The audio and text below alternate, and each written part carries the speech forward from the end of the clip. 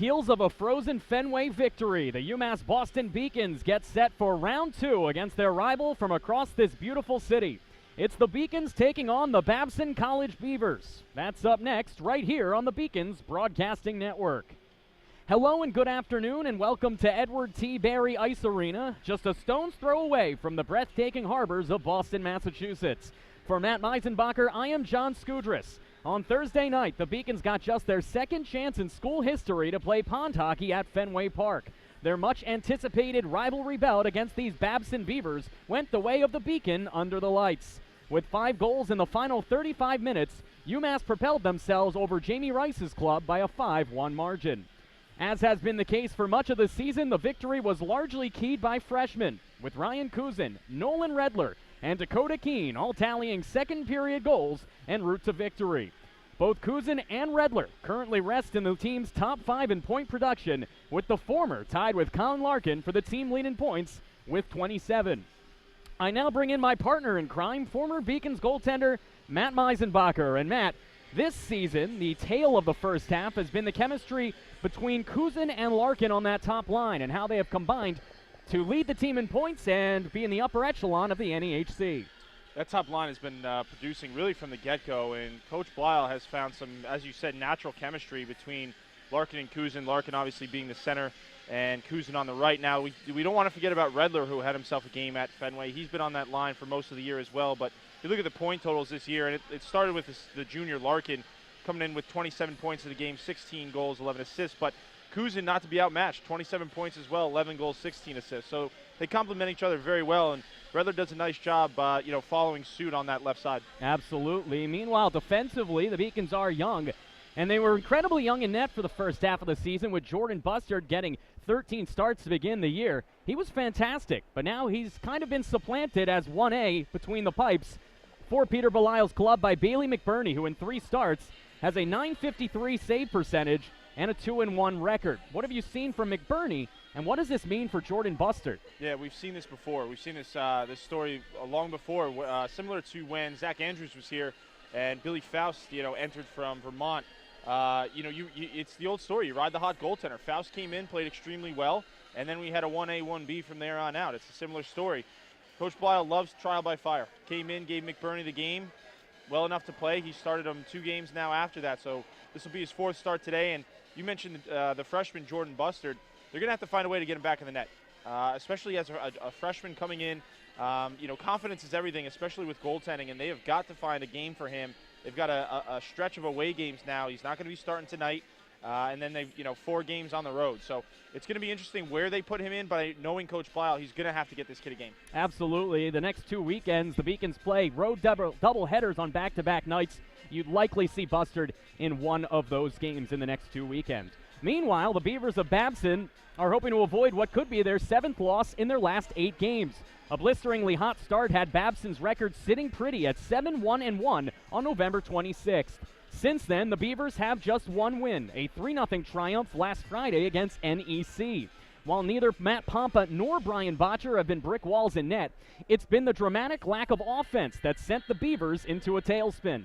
Since November 27th, Babson's offense has been as anemic as they come, having scored just 8 goals in 7 games.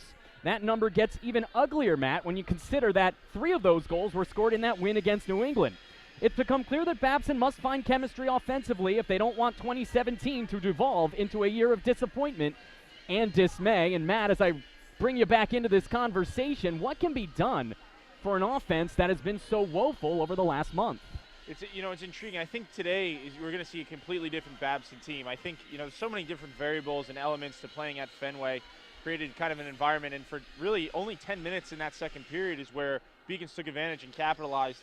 It was 0-0 going into the second period. Next thing you know, it's 4-1. So definitely going to, wipe the slate clean coming into Barry Ice Arena tonight. And I think the interesting point, you made, the case for Babson and their struggles. But you look at some of the statistics, UMass still yet to win a Saturday game. And on the season, 0-4-2 on the second half of back-to-backs. 9-1 this season in first games of the week, and then you dig even deeper. 5.3 goals on day 1, 2.83 on day 2. Real significant drop-off for the Beacons on day 2 as well. Yeah, trends aren't supporting either of these teams. We'll see which side the pendulum swings when it's all said and done. Meanwhile, Jamie Murray was a rock between the pipes for this team for 4 years. He's now gone. Brian Botcher will between the pipes tonight after Pampa lost on Thursday. How has that affected this Babson team, and what do you like about these goalies? You know, Pampa didn't necessarily play that poorly. He didn't play that well either. So I'm not totally surprised they're going with Botcher. They're both sophomores, and while Pampa has a slight edge in starts, Botcher's close behind. His numbers are, you know, within range, a 92 save percentage and a 206 goals against.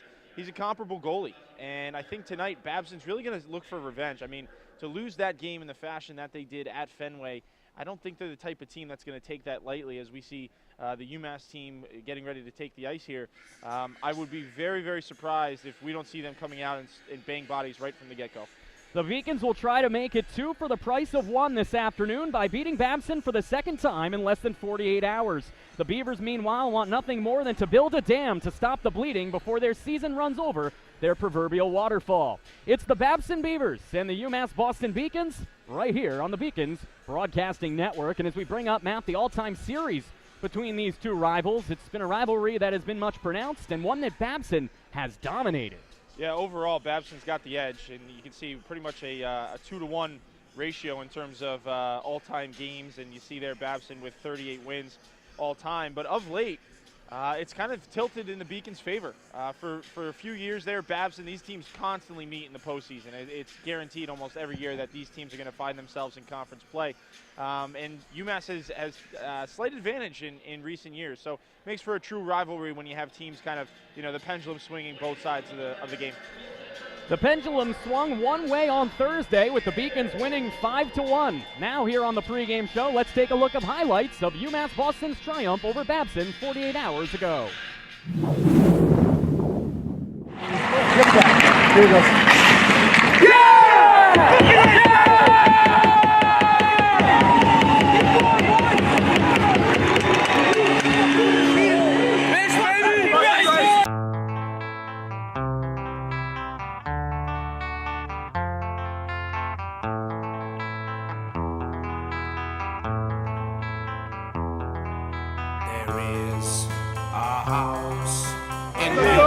What's the light right here, boys? They call the rising sun, and it's been the ruin of many a poor boy. And God, I know I'm one.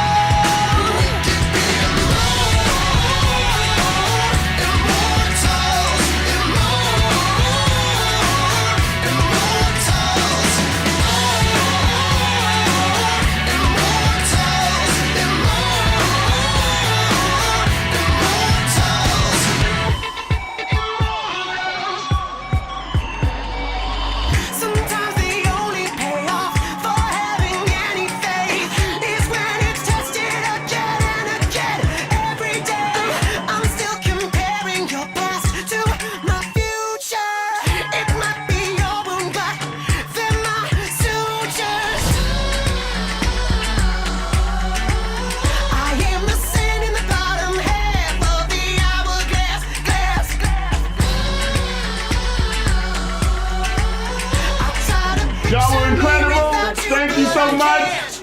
No one can beat us at Fenway anywhere else, right?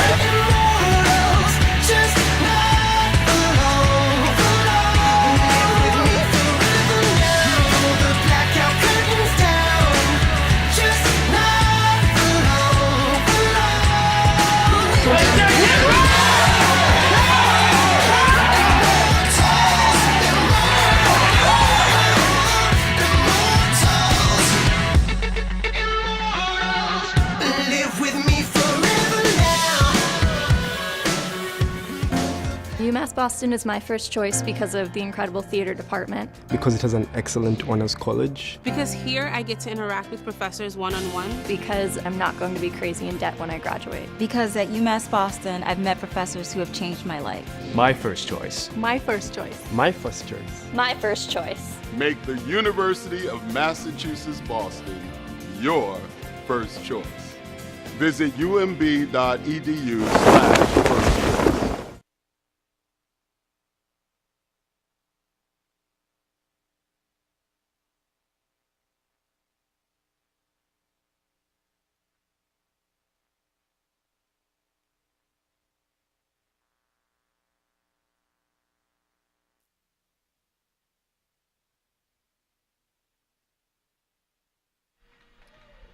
We are just about set for the opening face-off between the UMass Boston Beacons and their rivals, the Babson College Beavers. Let's take a look at the team statistics now real quickly here on the pregame show. Matt, as you can see from the numbers, the Babson offense is struggling, but their defense, despite not having Jamie Murray, is still strong.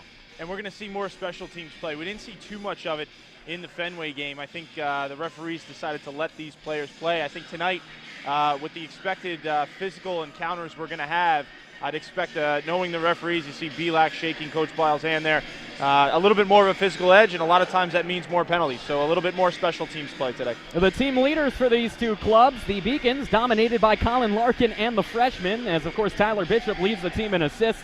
The All-American defensemen continuing to dominate. Meanwhile, Tommy Municiello leads Babson in points, or rather in goals, with just 6 and points with 14. So clearly the Beacons' offense much more pronounced this season in 2016-17. We look at the goalie matchup between these two clubs. UMass Boston sending out Bailey McBurney for the 4th game this season, 2-1 with a .953 save percentage. Meanwhile, Brian Botcher, his 9th start today, 4-2-1 with a .924. And we are ready for the opening face-off. We'll get you the players to watch at the first whistle as UMass Boston and Babson are ready to go. For the Beacons, taking the opening face-off, the captain, Albie Daly, he loses it. And here we go on a beautiful Saturday afternoon in Boston. This one dumped all the way in by Mike Thompson. He's out there with Lindsay and the aforementioned Daly, as there is Albie laying some lumber early on in the corner as Babson clears it in to be cleaned up by Brian Carter. Here is Thompson over the blue line, gets the first shot of the game, partially deflected, and then Thompson is going to get called for interference on a collision he had out there with Jake Donahue. And Thompson's not going to like the call. It came right after he took the shot, and actually they look like they might call him for a blow to the head there, Matt. Yeah, he's going to get called for a rough. Thompson is on the rush here, and I think you're correct. He made some contact. As he came up with his hands, he came up, made contact to the guy's head. Not sure, obviously not going to warrant any type of major penalty or disqualification, but enough for a 2-minute minor and an early opportunity here for Babson. Absolutely. The Beavers on the power play for the first time today. A 2-minute minor for roughing, as Matt said. The face-off won by Babson. They dump it all the way around the end boards. Kareen's past Gabe Chukrin's stick as this one gets back to the point. DiPietro dumps it towards the near side circle as Matt Brazel will dump it back into the corner. Back to DiPietro. D-to-D feed to the far side. Down low. One-time chance. Good block down low on a play made by Mason as the Beacons will clear. Textbook block shot there by Brett Mason. Was able to get in the shooting lane, drop a knee, and really becomes a goalie at that point. Makes the block clear. Nice block shot there to start. Babson back over the line. One-time chance from the slot. Rebound, and McBurney got a piece of that one as well. The initial blast coming from Brazel. Not sure who got the second. Might have been Seligman. But Bailey McBurney continues to stand tall. Tough first save there. That's your first shot on goal, and McBurney with a great read in the slot as we take a look at our players to watch here in Larkin and Seligman, but a great stop on his first test there by McBurney, and this power play continues.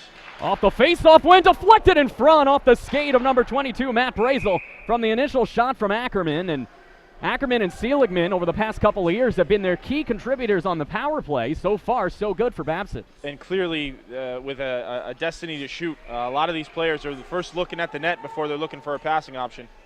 1:18 to go on the 2-minute minor for roughing to Mike Thompson, as getting tossed from the face-off dot is Drew Gannon. He's replaced in there by Cody Wickline, the freshman from Flower Mound, Texas. So one Texan gets tossed out for another. As Babson wins the faceoff back to the point. Dumped down low, opportunity for Seligman. Gets it poked away on a good play made by Gallagher. Garrett getting some help from Mason, fighting for the puck, and Brett can clear it all the way down. This one trickles over the blue line, and Gannon using that speed, shorthanded chance as he gets to the puck first. Wickline cutting into the slot, but getting his stick lifted was Gannon. Wickline at least helping to keep the puck in the zone momentarily, but now here come the Babson College Beavers. Leading the rush is Charlie Ackerman. Tries to center it into the slot for Municiello, but it's deflected back behind the net. Good poke check from Gallagher, as dumping this one back behind was Seligman. From the point is Ackerman. D-to-D feed. Big blast deflected in front as that one trickled to the near side of the crease. The deflection in front there from Matt Brazel, who's been out there for the entirety of this power play, and the Beacons do get a clear and a full line change. And a heavy start here. Saw some hitting on both ends. You mentioned Daly started off the game with a hit, and there was a little bit of some roughhousing in front of the net there from Babson. I think it was Gallagher who was the one taking the heat.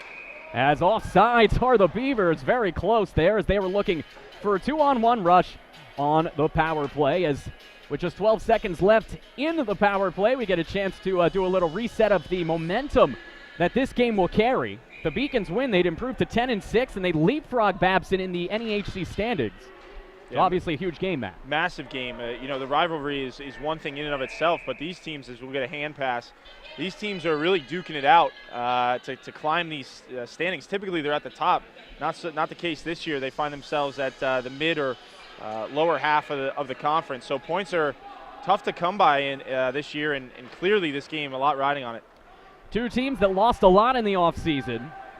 Beacons, of course, well pronounced with the amount of losses both offensively and in net, as here comes Babson with a quick blast as the power play comes to an end. That shot came from Michael Phillips. Chukrin has control behind the net, looking for his defensive line mate Mason, connects with Brett, and as the senior gets it poked away from him. Good play defensively by Dan Casey, as now here is Phillips yet again. Wraparound chance, and a good job by McBurney of hugging that post to make the save with 17:11 to go. Yeah, good to see he had a good seal on the post there, because those pucks, a lot of times can find some daylight. If you don't get it clean and flush, it can, trickle behind you. And being the fact that you're already on the goal line, a lot of those results end up being on the scoreboard. Not the case there. McBurney with a good save was able to corral the rebound and get a whistle as Kuzin will take this draw. Larkin got tossed. Larkin and McMorrow got tossed as Kuzin is in there along with Ryan Gouveia. Gouveia wins the faceoff. Another faceoff win by the Beavers, but they turn it over at the blue line as the Beacons are able to clear before it's sent all the way back in to be cleaned up here behind the net. And moving forward with possession is Gallagher. Instead, he backhands it around the end board. Suffredini catches up, pokes it forward, and it's cleared towards the red line as Babson sees this one partially deflected by Larkin into the catwalks with 16:49 left. And that's a big kill there for the Beacons as early momentum there, obviously going to Babson, early power play. They got a few opportunities and a couple block shots. I think Beacons were fortunate. Some of those didn't bounce. They came close. You saw one trickle by the side of the net, but still a 0-0 hockey game. The line that started the game for the Beacons back out there, as moving forward now with UMass Boston on offense is Albie Daly. There's a shot from a bad angle. Nice effort by Lindsay. Nonetheless, to the right of the net, cleaned up by Thompson, far side wall. Lindsay sends it towards the net mouth, and that one's fisted away with the stick of the netminder. That is Botcher. Here's Albie Daly. Far side for Lindsay, goes back to the point. Slowed down, Carter's blast, and that one wide to the near side as the sophomore from Hudson misses on his first shot of the day. There's a blast from the point from the All-American Bishop. That's gobbled up by the glove of Botcher. Always like to see the D get involved in the offensive zone. You saw two cases of it there. Carter at first did a nice job by the forwards, by the way, getting that puck low and being able to work it back high. Carter with the shot that didn't miss by much, and then Bishop with a quick shot there. Pretty routine save for Botcher. Babson wins yet another face-off here in the early going. Pinching in to keep it in was Carter. Good play. Backhanded around the net there, and then getting tumbled down was McGregor. He's out there with Parker Wood and Tyler Sifferlin today, as there's Sifferlin with a wraparound shot from the far side dot. Sails high and wide as Bishop sends it in. Wood lets this one careen off the end boards. There's Carter's shot deflected off the glove of Botcher, and high and wide as down low is Wood to fight for the puck. Wood pokes it forward, but no Beacon is home, and able to clear this one now is Donahue. And moving forward over the red line is DeForge. DeForge looking for Patrick Young. Turnover in the offensive zone allows Sifferlin to trickle it over the red line before he'll hit the bench for some fresh legs. Gannon comes near side for Bishop, who just sends it into the chest of Botcher. Botcher sends it towards Casper. Casper gets it intercepted right out in front for Keene, but he didn't have a good angle there as he spins around from the far side wall. Sends it off the near side corner as this one comes towards Mason, and now here's Wickline sending it back to the point for Gannon. His wrist shot on a one-time attempt didn't have much on it, and Babson can clear as they dump and chase. And we're starting to see the effects of these lines kind of solidifying their chemistry with each other as early in the year. There's a nice play there in front. Absolutely, almost set up a chance, but Mason was home to make the play. Early in the year, we saw some of that, wasn't the case. Players weren't able to find each other. They had a tough time connecting on passes. We've seen a different story here in the second half. These lines are starting to mold, and it's starting to create a little bit more offense for them. Good save by McBurney on a chance there from Ackerman, and we get a whistle with 14:43 to go. And building off what you said, Matt, I think that was something that we all expected early on with all the freshmen, all the turnover. And there was a lot of shifting in the lines because, of course, Coach Bilal wanted to find the right chemistry. He may have found it here in the second half of the season. It seems to be the case. I mean, anytime we get a win, he's going to keep the lines usually as they are unless there's some type of injury. But I would agree with you. I think we're starting to see players learn how to play with each other, and it's starting to have a positive vibe in both the D and offensive areas. Let's hope that vibe continues. This is a nice stretch pass to the far side. Has taken a wrister there is Connor Dahlman as the freshman misses near side, and now moving forward with it is Kuzin. 2-on-2, drops it back. Redler a shot. Good deflection there by Dahlman to get in the shooting lane and prevent any chance by the Beacons as that pass to set up a man in the slot by Kuzin is intercepted, and here comes Babson. Oh, bad defensive play, sets up a 2-on-1 in front. Great save by Bailey McBurney on a chance from Dan Casey from the near side. Unbelievable save. He just bailed out his defenseman Gallagher. Gallagher got toasted on that 2-on-1, wasn't able to get back in time, and McBurney with a nice kick save laterally, looking very athletic today in the net. Icing on Babson as the Beavers are feeling the burn here in the first period. Bailey McBurney, a great save as with 13:50 to go, that sets up an offensive rush. Well, just prior to that 2-on-1, we saw the Beacons down the other end with a great opportunity, and you saw Kuzin there with a nice find to Redler. He was putting it right on the tape. Redler's got to let that puck go a little bit quicker, and then again, McBurney with a great save on that 2-on-1 as you see another shot there by Bishop. It's turned aside. Good save there by Botcher, answering McBurney with the blocker as here's a chance for Daly, one of the most feisty players out there in Beacons blue. Misses that feed from Lindsay as that'll allow Babson to get towards the red line and eventually clear. Lindsay showing his defensive prowess as he fists his man off the puck. That was Seligman coming all the way back behind the net for McDougal. He drops it for his defensive partner DiPieto.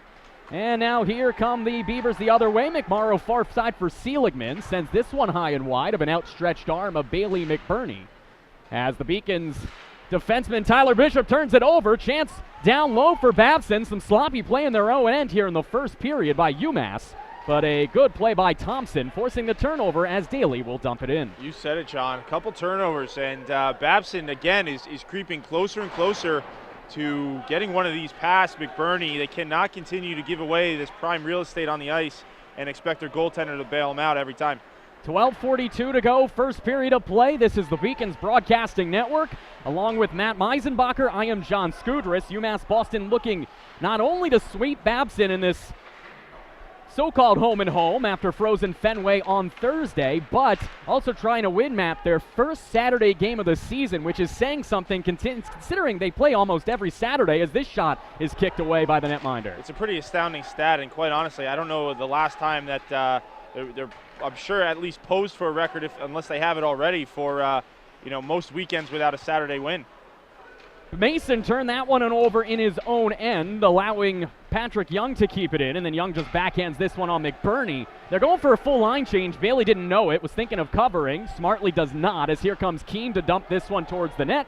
Gobbled up there by Botcher, and he smartly will have to cover with 11:51 to go. Yeah, it would have been a smart whistle there for McBurney to cover that puck and take that whistle. They've been rolling lines here, and he was looking for a stoppage, but the result was Babson with a full line change, and he's expected to play that puck. It ended up working out for the Beacons, as now they'll have an end zone draw, in which they lose. But I can understand why the goaltender was looking for a whistle there. UMass Boston, a shot from a bad angle there as Suffredini got it away, but a good save with the glove.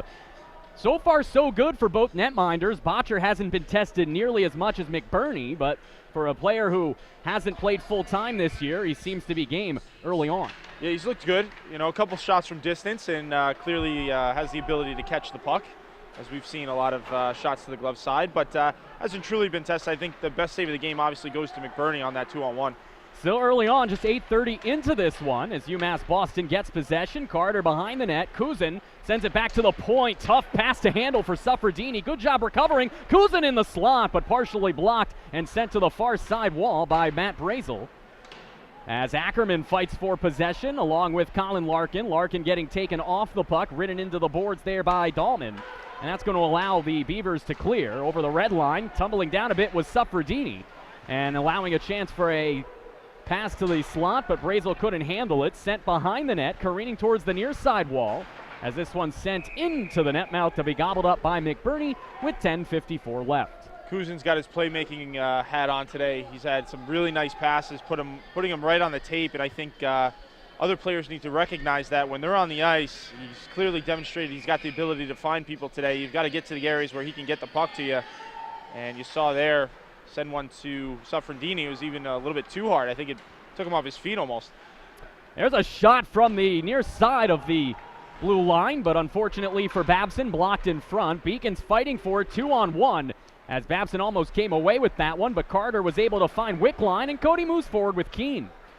Beacons do not have numbers as Babson is back in full, but the UMass Boston Beacons do turn it over behind the net. Moving forward with it and dumping it all the way in is Devaney as he and Carter tumble into the far side wall. Interception and a chance to set it in front for Dan Casey, who had a chance on a one-timer early on that was gobbled up by McBurney. We are halfway through this first period as Gannon sends it around the end boards. Keene able to backhand it off of the referee and at the red line before it's sent in on a saucer feed from the red line by one of the Beavers. And now here comes Bishop moving forward, deflected into the offensive zone by Thompson as Botcher settles it down around Lindsay. Daly in the vicinity, didn't get enough wood on it to keep it in the offensive zone. The tempo for this game has been increased, especially I think the ice conditions may have had something to do with it, but we saw two teams that really, that's in the net. Score! What a goal by Zach Lindsay as he beats the netminder, I believe, blocker side with 9:40 to go for Zach Lindsay. His 4th of the season, 12th point, and his 12th of his collegiate career as UMass Boston takes a 1-0 lead. Zach Lindsay with a rip, and what do they tell you? If you've got no option, just throw it at the net, and this is why. Zach Lindsay throws a simple shot, blocker side. You said it, John. Blocker side. I think it beat Botcher between the blocker and his rib cage. It was able to trickle in, and that's what he wants back. Those are saves you've got to make at this level. That is an easy wrist shot from the wing, and I think Botcher would agree with you. That's a save he'd like to make, but regardless, Zach Lindsay buries. We've got a 1-0 lead. Beacons out on front and on top here, 1-0, just like they were back on Thursday. Babson answered with a goal to make it 1-1, but then the Beacons reeled off 4 unanswered to win it 5-1. They'll hope to see deja vu all over again as Babson has answered by keeping possession in UMass Boston's zone. Here's Gouveia with a shot and a good glove save in midst traffic by the netminder, Bailey McBurney. Good glove save indeed, and I was just saying, as we're going to get a penalty here, it looks like. We had some after the whistle activity, and at least one player is going to go. I'm looking to see if Belak's going to take both or just one here. McMorrow's definitely going for Babson. Let's see. Yeah, they're going to send Sifferlin as well. And Sifferlin's going to go. So obviously a little after the whistle stuff, and well, nobody's in there for Babson right now. Wow. So they're going to let McMorrow slide. So actually the Beacons are going to be shorthanded here. Let's see. Belak's talking to Coach Blyle here, and there was definitely some jawing. It was in the corner. It was away from the play. It wasn't really too much, but obviously something there Belak saw that he didn't like, and I thought McMorrow was the one who was the guilty party. It was actually Wickline who's going to sit for 2, and here's Babson back on the power play. Babson trying to cash in on the power play. They're 0 for 1 as this one's dumped in. Wickline, it's actually Sifferlin that's sitting. My apologies. Tyler Sifferlin, the guilty party, the freshman from North Andover, 8 points. And this is 15th game so far, but he'll sit for 2 as moving in are the Beavers, trying to even this one up 1-1 here in the first period of play. partially deflected by Bishop, but he couldn't maintain possession. That allows Municiello to send it to the point. Ackerman tees up, waiting, goes far side. Municiello from the far side circle. Good block in front by Bishop. Ackerman has sent down low, chance from the near side circle. There's a blast from Seligman that's blocked down by Gallagher as the Beacons blue liners doing a good job so far until that one made its way through, partially deflected, but McBurney just able to get leg on it. The Beacons have such a willingness to block shots. You saw there Gallagher with at least one, Bishop with one. These forwards in D are willing, as McBurney with a tough one there is able to cover up. These forwards in D on the PK are more than willing to block shots, and it just makes life as a goaltender that much easier when you've got players that are willing to take a couple and not just have everything get your way.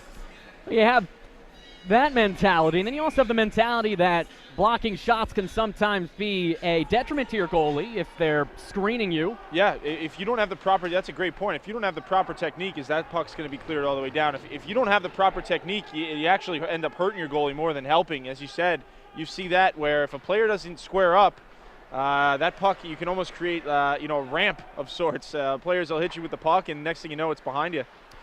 Which is why it's impressive how fundamentally sound these Beacons blue liners are, especially considering how young a lot of them are. Dante Suffredini. And it is something they practice. Coach Blyle has been known if so we'll get another block shot there. This one by Mason and then a save by McBurney and out of play. But Coach Blyle's been known on if shot blocking's been a little bit of a pain point for the team, he'll bring out just a bucket of tennis balls and sit in the slot and just whack away. He's done that multiple times.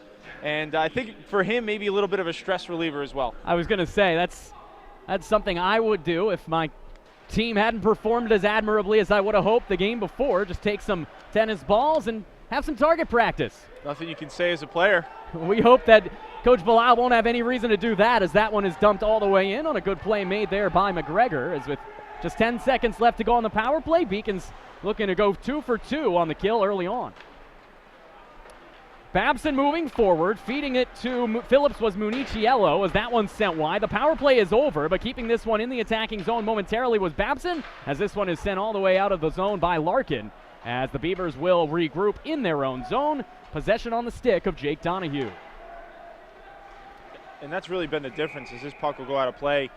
The difference being, I think Babson has had more scoring opportunities, but UMass has done a great job in blocking those opportunities. And then obviously, I mean, in all reality, this should probably be a 0-0 hockey game, but the puck bounces where it bounces. And in this case, you've got a Beacons team that has already found a way to get the lead, and really a Babson team that's finding a way to tie this thing up and not let it slip out of control, as we'll get another save by McBurney.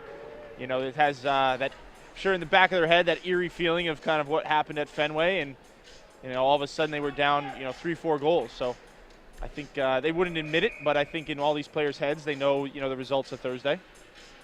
Stevie DeForge took the shot that was just saved by McBurney, as this face-off's won again by Babson, as McDougal's shot from the blue line's deflected in front. McBurney stayed with it, as Cousin's backhander looking for Larkin, evaded the talented forward, but it's picked up by UMass Boston. Beacons trying to get something going, up 1-0 already, as Larkin is the first man in. Fighting him off is DiPietro. But Colin gets his stick on it, but no one was home at the point nonetheless, as DeForge intercepts it. And now moving forward, here's Tim Searles. First chance to mention Tim's name, a great stick check by Mason as Searles tried to go around the big defender, and that'll allow Larkin to get hooked, no call, as he moves forward to find Cousin over the blue line. Cousin drops it for Larkin, backhander back towards Cousin as that one got into the wickets of the defender Beck, and now behind the net with possession, Redler right in front, Cousin, a high-rising shot, just missed the top of the net. Yeah, he didn't miss by much. He was trying to get that thing far side. Deflected in front, rebound there as Larkin got his stick on the shot from Mason, and a great save by Brian Botcher. Had a great shift there, nice save by Botcher. That rebound was sitting there for, felt like a long while, and he was able to corral it and bring it in, but a nice shift there by that top line. And watch out for Ryan Cousin today, John. He has got the touch. He did not miss that crossbar by much, and you're looking at a player that certain nights it's just clicking for you. The puck seems to be finding him. Mason's one-timer from Lindsay off the face-off win is blocked in front, as Babson will try to get it out. They can't. Mason keeps it in. He's got Daly in front. Instead, he takes a shot, and a nice pad save by Botcher. on Mason. A nice save indeed. Mason with a quick shot, and we got a 3-on-1. Bad turnover. Great defensive play by Thompson. The left winger gets his stick in the passing lane. Absolutely. What a job. What a nice read by Thompson, breaking up that crossing pass. Behind the net with possession. The Beavers see McMorrow send it far side. Knocked down there by Lindsay. Mason now still out there on the ice as he backhands it off the glass towards Lindsay. Nice move to try to get around Seligman, but it's poked away. Thompson cleans it up. And Thompson will see Bishop send this one to Daly. Backhanded in. Beacons go for a line change. Sifferlin will be the only one in the offensive zone as evading him is Donahue. And Dahlman with possession will clear. Babson is forcing UMass to make accurate passes because they're throwing at least one. I've seen 2 forwards at a time, really aggressive on their forecheck. The result of that is forcing the team to have to make quick decisions and be able to pass right on the tape. If you don't, it's a high propensity for turnovers. Good play defensively by the All-American Bishop as he pokes that one out of harm's way. And now a poke check there from Wood. And did he keep it in? They did, as Sifferlin got his glove on it. Now Wood gets the Beacons a chance. Nice move. Another great move by Wood. Drops it back. Carter's shot just wide, near side. Parker Wood with 2 inside-out moves was able to find Brian Carter, and he missed it high. Oh boy, Brian Carter. He doesn't get many chances like that from the slot. Is down. Here's a chance for Bishop. Oh, good block. Has taken that one out with the body was Donahue, preventing a chance. Another chance. Good save with the blocker on Sifferlin's blast from the near side circle. Beacons are all over him right now, but a good block indeed. That's Tyler Bishop in the slot, and you saw Jake Donahue just totally give himself up and block that shot. I think it went off his pants. Every Babson UMass game is high drama as that shot is high and wide by Drew Gannon, the native of Plano, Texas. As that one's set in front, no look backhand feed for Gannon from Keene, but Drew couldn't get Wood on it. Here comes Babson into the offensive zone as Ackerman sends it into the glove of McBurney, and with 3:19 to go. Exciting action, Matt, through the first 16 and change. The Beacons out on top, but you have to love what you just saw from that shift right there on that line. Without a doubt, both teams came ready to play today clearly, as we've seen a high-tempo, high-intensity type of play. Few hits here and there, but a lot of the play has been generated off quick decisions by both teams really in the offensive zone, and then a quick shot. And quite honestly, both tenders have looked good other than Botcher's one little mistake there. But we've seen, I think the speed is something that's definitely up since the game on Thursday. Suffredini sends it right into the net mouth, and that has to be covered by Botcher, as Lindsay was bearing down on him. So an offensive zone face-off with 3:02 to go here in the first period of play. Along with Matt Meisenbacher, I'm John Skudras. Thank you for joining us here on the Beacons Broadcasting Network. UMass Boston looking to get their 10th victory of the season. Here's a face-off win to Gallagher. Redler watches that one trickle behind the net.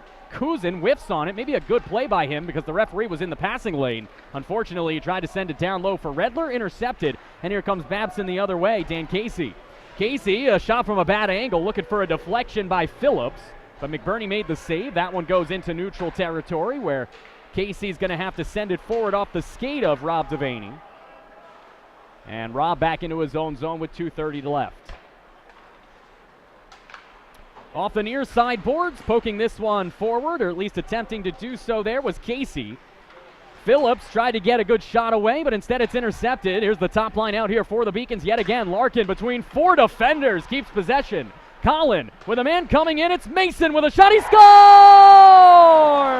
The late entry into the zone. Brett Mason gets it from Colin Larkin, and he delivers his second goal of the season, his 6th of his illustrious career, and the senior from Rowley, Massachusetts, has given UMass Boston a 2-0 lead. God, that was pretty. I mean, you talk about finding players and knowing who's where on the ice.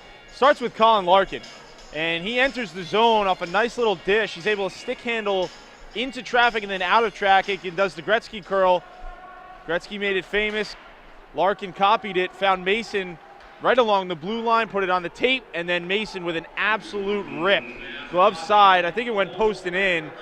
Past Botcher, just a pretty play overall. Guys, if we want to roll it here, if you got it, we can show it. Just a nice play. It starts with Larkin. We'll get that to you next whistle. Not sure if we have time now, but just a great play by Larkin to start that play, and then a great finish by Mason. We're going to get a whistle after the Shuckran shot was blocked down in front. And a face-off on the far side. Doesn't look like any penalties there. UMass Boston leading 2-0.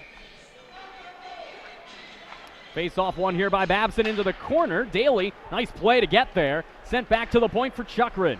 Gabe sends it all the way around, careening off the end board. Dumped down in front was Albie Daly. He's a little bit slow to get up, but he is game to recover as it's sent back behind the net. Lindsay with possession towards Albie Daly. Daly couldn't get his stick on it at first, and now he does with a good second effort. Albie takes a shot, a wraparound from the far side is blocked down in front.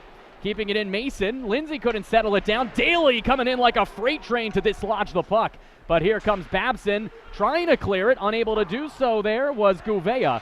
And they finally do on their third opportunity before it's dumped back in, and UMass goes for a line change. Daly plays like a linebacker on skates. He's constantly looking for ways to disrupt the flow of the opposing team, and you saw it there with a big hit, and that puck was loose for a minute, just wasn't able to corral it in time and get it to the front. Now here comes Wood leading a rush the other way. 3-on-2 if they hurry. Going near side for Carter. He got his stick on it, but just high and wide did the pinching defenseman Brian Carter. Carter, a guy who's not used to being on odd man rushes there. That pass made its way through, and this puck will go out of play. Carter, you see him looking up to the ceiling there. He knows he wants that one back. This game should be 3-0, but want to bring it to this replay. You see here that feed by Larkin. And that's something, guys, if you want to bring it back once more before we get a whistle here, if you can. You know, Larkin's the guy that really makes the look at this as he finds, Mason's coming right off the bench there, puts it right on the tape, and then I don't want to discredit Mason just knowing where to put the puck, glove side posting in. Just a really solid play there by two guys that came in together and now in their second half of their junior year. 35 seconds to go, first period of play. Beacons leading 2-0 as they will look to take that double goal lead into the locker rooms. We'll have Steve Witkowski on the ringside report between periods, so stay tuned.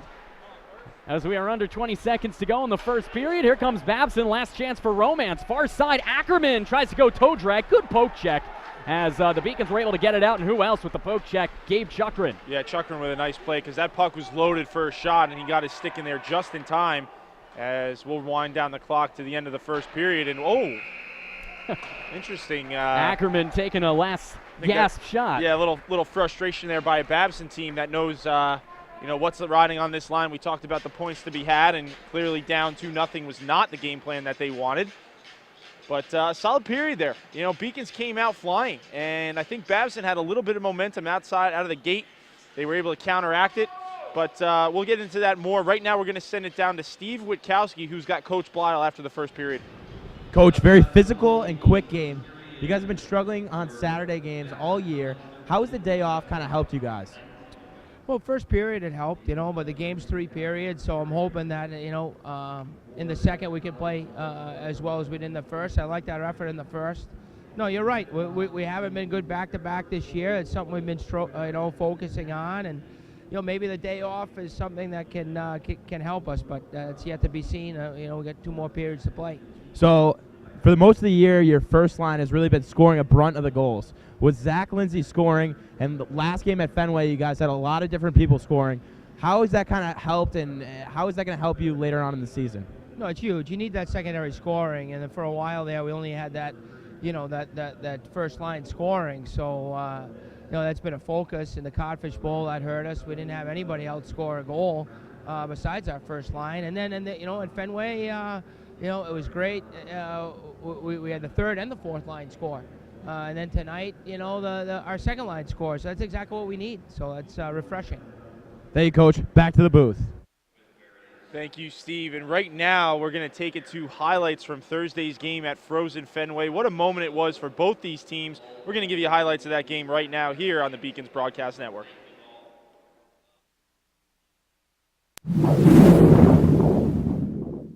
About to get the opening face-off. It'll actually be the Beacons going with the second line. Albie Daly out there loses the face-off to Michael Phillips, and we're underway. There now the lead pass for Kuzin has Larkin creeping in from the far side. Now wait for the trailer, and the shot goes into the gut of Pompa. A good look there from Bishop, and a hit from Ackerman. There's a chance in front. McBurney makes the save. Puck loose, cleared off the line by Mason, and it'll go wide of the net as the Beacons getting some help from their defenseman there. Best save I've seen McBurney make since his career at UMass. Right there. Backdoor sliding across, kick save, and you're right. Brett Mason keeping that. That thing was trickling in. Okay, as of late, as the puck sent out for the point, and there's a hard shot, glove save. Donahue unable to beat McBurney on that instance. And make that save, something you don't normally see. Another good blocker save by McBurney. The Beacons had a good chance, but Lindsay's 2-on-1. effort went off the pads of a Babson player. Daly takes the shot right into the gut, and it'll be Pompa holding on. Blue line where the bouncing puck is slowed down and brought into the zone. Near side, Searles the quick shot. Chuckrin at the blue line. Shot right into the body there of a Babson player. Tries to rush past, and that's Ackerman. Ackerman one-on-one with McBurney. Ackerman shot off the glove. Second chance, it's knocked down, and they're going to say it's a goal. Wow. Maybe they'll take a look at the replay. It's Ackerman coming in. Now there's the puck right up. You can see the puck right there. Let's see. Okay, maybe with a stick. But that's, maybe with a stick. Then I you don't bring know. up high stick. That is right at the top of the goal. Stick, it was off the glove. I mean, the refs conferenced about it. Still 0-0. So the Beacons will look to answer back as the top line out there. Larkin centering feed for Kuzin, and he scores! Amazing. Ryan Kuzin off the feed from Larkin, and Nolan Redler ended up in the back of the goal with the goal on the boards. UMass Boston leads 1-0.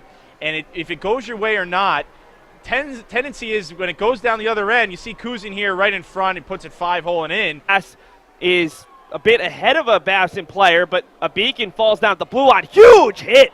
Tyler Sifferlin lays out a Beaver, loses it, and it'll be Minucciello going the other way, trying to get through a pair of players. Great work from Gallagher coming back to help. Breezel in front, right on top of McBurney. Puck's loose. What a save. And Babson celebrating. What a save. They're going to say it went off the, I believe they're going to wave it off because of all the players in the crease. Rather, Bill Seligman, 25, not 15, as Babson has been buzzing here in the second. 3-on-1 chance. McMorrow in front, and it's tapped in by McMorrow. A soft shot from Gouveia. McBurney out of position, and it will be Matt McMorrow, the junior from Pearl River, New York. Here, you want to talk about crisp passing to the slot, and you know what, actually? That was a muff shot. Gouveia tried to one-time that in the slot, of course, to make it 1-0, and now they found a way to tie this hockey game up. They've got momentum right now. UMass has to make a response. Chance in front for McGregor, puts it home! McGregor, the wrister, flips it up after the puck was loose behind the net, and David McGregor has given the Beacons a 2-1 lead. Right at home. And he knows that puck's going to find its way to the net eventually. As this puck comes around, he's going to be right in the prime scoring area. Pushed into the boards from behind. Larkin in, and the Beacons stay on side. Redler on the far side. Larkin trying to get the shot off. Redler backhand, and he puts it home, and the Beacons double the lead just a minute and 27 seconds after the goal from David McGregor. And it was another missed shot. Larkin tried to change the angle on the celly. Redler with, a shout out to Kuzin there on the celly. But you see the redirection there. Redler, and it's right off the skate to his blade. In the period, Bobby Hall here, hard shot. McBurney flashing the glove. Third line has scored one of the Beacons' 3 goals. The top line, we believe, has accounted for the other 2. Sifferlin nearly breaks it up and does come away with the puck. Centering feed. What a save. Second effort, it's put home. Give credit this time to Dakota Keene as he came off the bench. His first effort was blocked on the centering feed. He taps it home, just reaching out the stick. And another rebound goal. You're going to see initial breakup here. You mentioned it. Sifferlin finds his way to the front of the shot. There's a great save by Pompa, and that second effort. A 3-on-2 rush. Leaves it for Larkin. Right back for Kuzin. Redler the trailer. Kuzin the shot. Glove save from Pompa. Second effort. Pompa doesn't know where it is. Daly. And was able to stay out there. Chance in front, missed on the one-timer. That was Gouveia all alone on the near side. Leads it to the far side. Another save from McBurney, and the Beacons able to clear it. Ackerman far side waiting. DiPieto in front, Seligman, and the shot goes off a Beacon. Puck loose in the crease. They're still not blowing it, and Munichiello denied a pair of times. Kuzin in front for Larkin, who couldn't handle it. That might have been the Fenway ice, as Larkin has been so deadly this year. Up top, Carter to Bishop. Bishop shot, scored! And that is the program record tying 81st point of Tyler Bishop's career. Ties Bill Innocent, the All-American. Tyler Bishop making his name here on the Fenway ice. I mean, look at the shot. You know, it's the release. You see the torque he gets on the stick. That one's broken up. Kuzin and Larkin out ahead of the pack. It's Larkin one-on-one with Pompa. Couple moves, and he can't put it home. A beautiful toe save by Matt Pompa.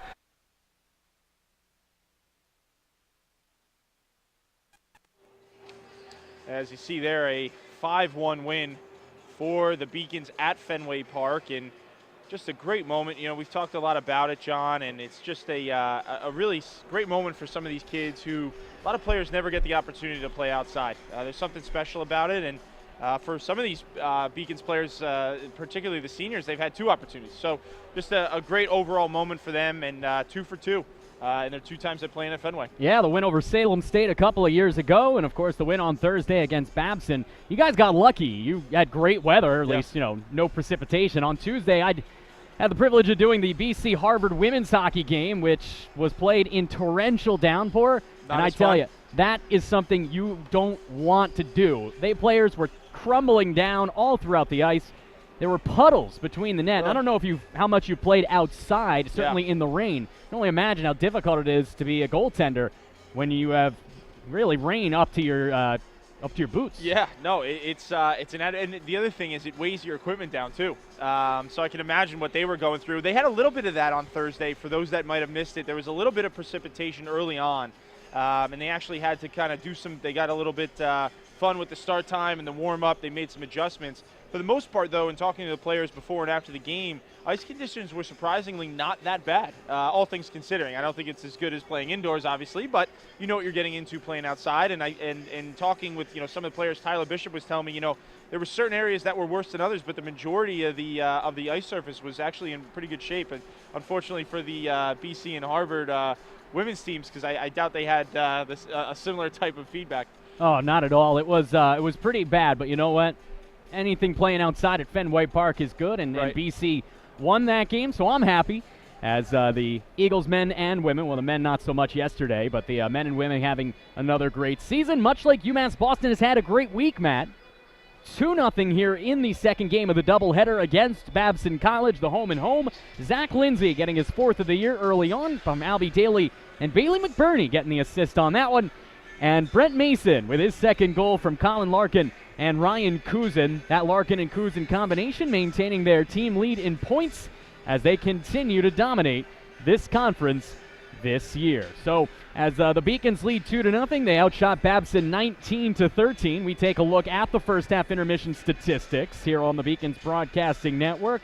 Looked like the Beacons were struggling a little more in the face-off circle. They only lost 15-12, but the big key there, Matt, early on, before it was 2-0, the 2 power plays they killed off. There's your difference right there. And I think we talked a little bit about that. I mean, first of all, McBurney had that great save prior on that 2-on-1, and that really, that can boost your team. But also the penalty kill has done a fantastic job of really maintaining their coverage. They're not collapsing on top of their goaltender like you tend to see with a team like Babson who loves to work it around the perimeter. And they've done a really nice job in maintaining that coverage throughout the penalty kill. We talked about the block shots, and then you've got a goaltender who can make the save. So that power play is the difference, or I should say penalty kill is the difference right now in the game. Obviously, this game critical for both of these teams as they hope to maintain their standing in the New England Hockey Conference as we take a look at the NEHC out-of-town scoreboard. And, Matt, the big score there right now, after one, the Norwich Cadets trailing Southern Maine 1-0. Now, of course, there's still 2 periods to go in that one, but that is the worst team in the conference, Southern Maine at 3-7, leading the best team in the conference, Norwich, at 9-1. So a loss by Norwich, a win by the Beacons. They're not out of it to get one of the top 2 seeds in that tournament later on this year. Yeah, keep an eye on that score because we saw a Southern Maine team come in here and sneak out a win. So they definitely have, they found ways to get it done. They are at the bottom right now, but a 1-0 lead after one against Norwich. St. Anselm is tied with Castleton at 0 at the end of one. And in the first period, New England College is tied up with Skidmore. No score in that one. We take a look around Beaconville on a Saturday afternoon in Boston, Massachusetts. The women's basketball team got run out of the gym earlier today, 90-67 by the Warriors of EastCon. The men's basketball team not faring a whole lot better right now, 55-43 the score. The Warriors on top in the second half. And women's hockey travels to Salve Regina this evening. That one beginning at 7. A road matchup for women's hockey, who's coming off a nice win as well. And track and field competing today at Tufts University in that track meet. Well, as we continue along here on the intermission report, let's take a look now at highlights of that first period. And Matt, early on, There were some great saves by both clubs as we begin with Brian Botcher getting a nice save there as UMass Boston tried to get the early lead. Yeah, he's looked okay, and this is the one, though, that was the highlight of the period. This is a nice crossing pass, and McBurney, he actually slides over, stops, and he's able to elevate that leg for that kick save, and then you're going to take a look at the Lindsay goal here, and this is one Botcher wants back.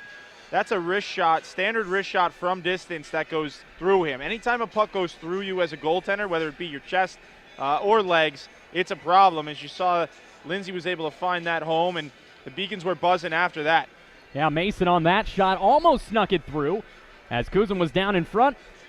And there's another great chance. That was Bishop getting blocked from the slot. Yeah, that was Donahue. You saw his ability to sell out there and just totally take away any shot lane, and then Botcher was able to follow it up with a shot on goal, and then this is that great find. Just before that, Larkin actually sticks through about 4 Babson players to find Mason coming off the bench. And a good, you know what, I didn't mention it before, a heads-up play by Mason as well to recognize a lot of times when you're coming off the bench, you've got a little bit, maybe a second or two to figure out what's going on. You've got to recognize, where do I need to go right from the bench right now to be most effective on the ice right now? What a credit to Mason knowing, okay, I've got a forward who's looks like he's going to be entering the zone, coming off the bench, making a beeline to put himself in an area where Larkin could get him the puck. Nice, good awareness there from Mason, and that was 2-0, which is where we stand now. Just about a minute or two away from the opening face-off of the second period. We're going to go to our final break before that face-off does convene right here on the Beacons Broadcasting Network. You tell me it gets better in time. You say I pull myself. It's on us. It's on us. It's on us. It's on us to stop sexual assault. It's on us to act as a family and protect one another. Not hurt one another. It's on us to trust our instincts and be direct. To talk openly and honestly about sexual assault. It's on us. To not be a bystander. If you see something, say something. And to intervene in any way that you can. It's on us. If someone does not or cannot consent to sex, that is rape. Consent is voluntary and mutual. It can be withdrawn at any time. And past consent does not mean current or future consent. There is no consent when there is force, intimidation, or coercion. 1 out of every 16 male college students are raped. And 1 out of every 5 female college students. Which one of us? And which one of us? One thing that we all need to remember is to never blame the victim. It's on us. To stop it at the source. And to spread the word. So take the pledge and get involved. The pledge is a personal commitment to help keep men and women safe from sexual assault. It is a promise not to be a bystander to the problem, but to be a part of the solution. It's on us. As the two teams reconvene at center ice, Matt Meisenbacher along with myself, John Skudras. This is the Beacons Broadcasting Network here on the airwaves as UMass Boston wins the opening face-off of the second period, leading 2-0. Bishop has control, sends it forward for Kuzin, gets bodied off the puck by Donahue, who's had a good game. Kuzin over the blue line, drops it for Redler. Nolan pokes it forward, back to Kuzin, who takes a shot, and that one waffle-boarded away by the netminder Botcher. As an early chance from the near side, short side chance from Larkin, denied by Botcher. This line seems, the intermission break hasn't done anything to their chemistry. They're still clicking. Carter, as Larkin tried to get a deflection off the shot from the defenseman Brian Carter, and the save made by Botcher. Kuzin couldn't control that at the red line. Moving forward is Babson. They cannot keep it in. Good poke check by Bishop, as reconvening are Dahlman and Donahue in their own zone. If you're just joining us, UMass Boston up 2-0 as they are called for offside. Whistle seemed to come before the pass even crossed the blue line, Matt. Nonetheless, face-off with 19:07 left. So yeah, curious play there. All three forwards were looking at the referees and linesmen as to why that whistle was blown. I think they were trying to touch up. It was a little bit of a broken play, but whistle was already blown, and we'll get a face-off. Just a minute into the second period of this one, UMass Boston would like nothing more than to make it a 3-goal lead. While they did look good in the first period, outshooting Babson 19-13 and outscoring them 2-0. Matt, there's a reason why they call the 2-goal lead the worst one in hockey. Oh, absolutely, and there's still a lot of hockey left to be played. Chukrin moves forward and takes a shot from the near side wall, kicked away by Botcher. Beacons maintaining a strong possession here as this one's blocked down, and that one careens all the way down as a chance for Brazel to catch up to it. He's got Ackerman behind him. Brazel with possession. Taken into the boards by Mason. Matt backhands it behind the net, taken there by Municiello. Municiello looking for Ackerman, and that pass is off the mark, sails all the way down where Botcher will set things up. Moving forward is Matt Holzhauser as he sends it with a deflection deep into the zone. Seligman pokes it behind the net, almost regained possession. Fighting for it there is McMorrow as he hooks Mason, no call. Sent behind the net for Chukrin. Gabe, smart play, fakes the backhand and gets around Seligman, but then turns it over to McMorrow, who dumps it back behind the net. A couple of opportunities for the Beacons to clear here. They haven't. It's usually a bad recipe. Gouveia found Holzhauser, and the defenseman careens it around the end boards. Deflected. Good deflection by UMass Boston. As getting Wood on that one was Wood, no pun intended. Sending it all the way in behind the net for Botcher was Sifferlin. Parker takes a high-rising shot. That one too high. Careens off the glass. Chance for Suffredini to slam it back in as this one bounces towards the near side corner. Wood fighting for it, comes back out to Dante Suffredini, whose wrist shot sails high and wide to the far side, deflected in front by one of the Babson Beavers. That was McMorrow, and now Donahue moves forward all by his lonesome, gets it poked away. Fighting off a check there was Wood, as now with possession, McGregor backhands it towards Gallagher, almost turns it over, and a little help from Suffredini keeps it away from Gouveia.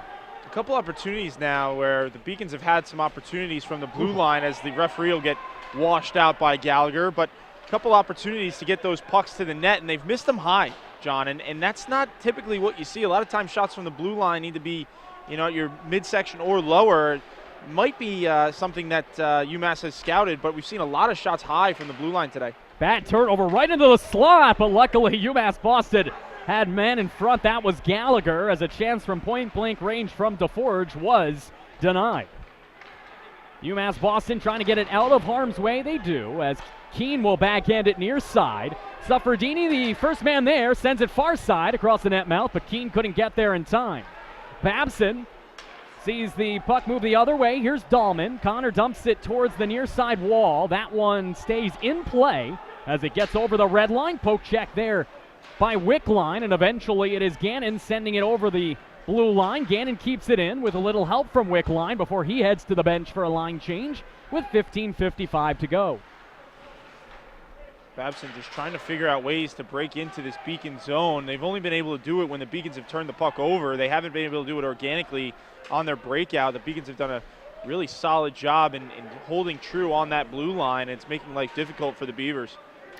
Behind the net, Larkin had possession but lost it. Good play by Holzhauser, but Colin gets it right back, right in front as he was looking for Bishop. Could not connect with the All-American defenseman. 2-on-1 the other way, getting over and a chance, and they score! Babson College's Dan Casey. He was denied by McBurney in the first period with that great save. He cashes in here in the second period as Casey connects. It's 2-1. And a broken play again.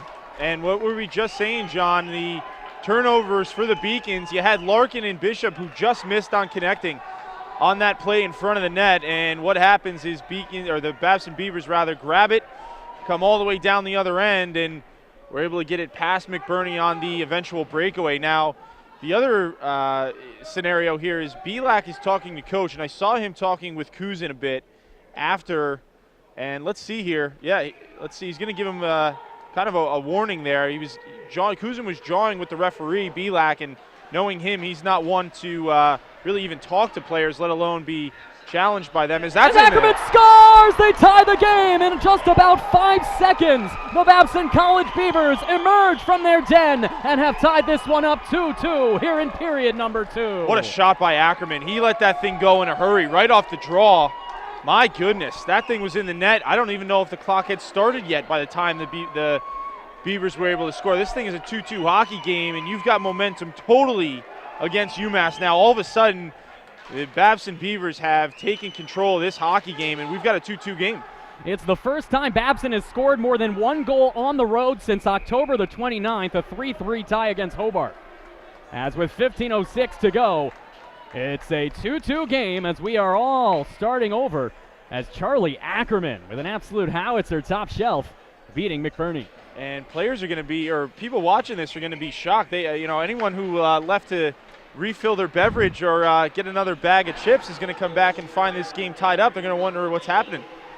Icing waved off as beating the man there was Lindsay. Kept in on a good play by Daly. Sent it far side. Lindsay looking for a chance to take the lead as this one trickles across the net mouth on a deflection by Thompson. Another chance from Lindsay's whistled, but we will get a penalty and a hook coming up on the Babson College Beavers as Daly's slow to get up in the corner. Daly's down. And he's not one. He seems to be skating all right here. It might have just been a dead leg. He's getting up now. It looked bad in the beginning. He couldn't put any weight on it, but again, probably just lost a little bit of feeling there. But we're going to get a Beacons power play.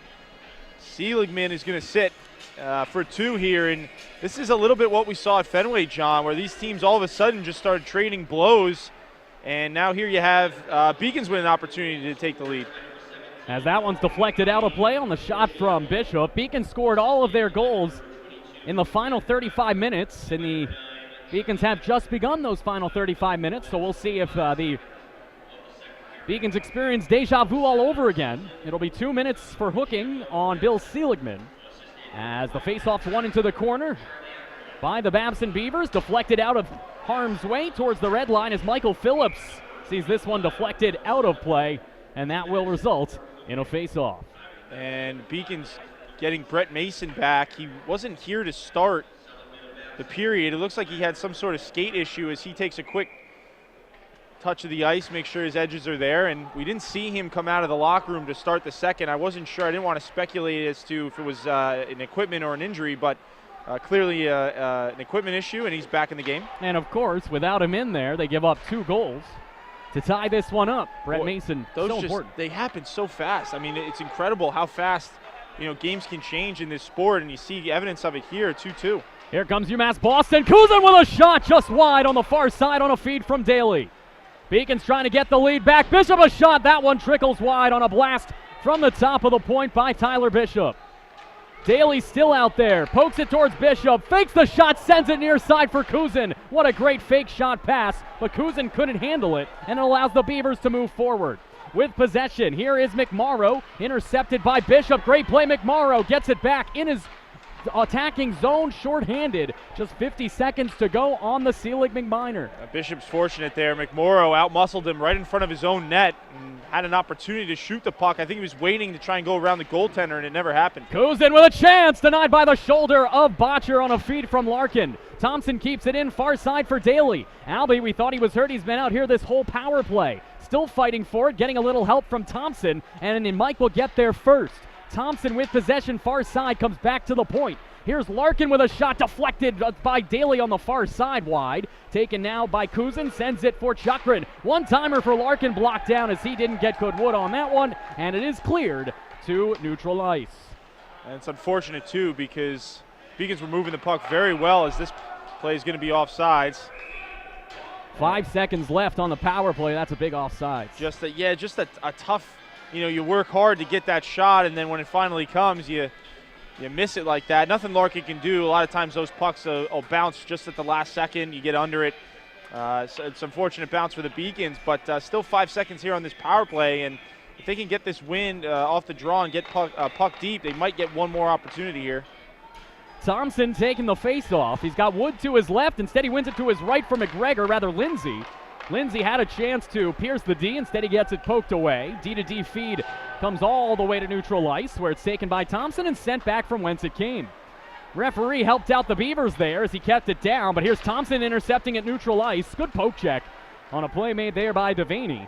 Loosening things up, and the Beavers move forward. Oh, great play here. Devaney in all alone. Backhander, and he lost possession on a good defensive effort by Chukrin. And Chukrin getting back. That was a breakaway that he just broke up, and not even a shot on goal. Nice play by McBurney there. Another save. Good save, McBurney, and a penalty coming up on UMass Boston. Deflection in front, not one but two saves, and then getting taken down hard by Chukrin is Devaney as the Beacons will be shorthanded. And they're going to call Chukrin for a penalty here. Not sure I agree with this one. I mean, listen, if you've got a guy that can out-muscle you, that's not a penalty. And we've seen this, we've seen tendencies. I haven't seen too much of it this year. And good for Chukrin stating his case here. Obviously, he's not going to win it. He's going to get called on a cross-check. John, don't agree with this call whatsoever. in front of the net, that real estate is 50-50, and you have got to, as a defenseman, have a physical presence there. You can't allow a player to just sit planted. As a block shot, a great block shot by Gallagher. I mean, my goodness, I can barely get a sentence in without, more action. Is there another sport that brings you this type of action on a constant basis, John? I'd have to argue no. That's why this is my favorite sport to broadcast. So tough. We can't even get a point in. But, again, just want to finalize that. If in front of the net, whether it be in your defense or offensive zone, that real estate is up for grabs. There's really, you have to have some sort of presence there. And I credit Chukrin for stating his case as to why that penalty was called. Beacon's able to clear it down as McGregor was the Lone Ranger over the blue line. He's still down there. 1:37 to go on the cross-checking minor to Gabe Chukrin. Beacon's tied up 2-2. There's a chance they score! Tommy Municiello, the team leader in goals, has his team leading 7th. And from the mat and on the board, the Babson Beavers have scored 3 in 8 minutes and 20 seconds, and they lead it, Matt, 3-2. 3 unanswered goals now, and the Beacons have all of a sudden, their defense I should give credit. Babson's has found kind of the weak spot, and they've been getting to the front of the net, the high slot, as you saw there. A great shot, glove side. I mean, it's very tough in the goaltender when you've got somebody in the slot like that. You don't know what side they're going to go to, and you saw him get beat glove side.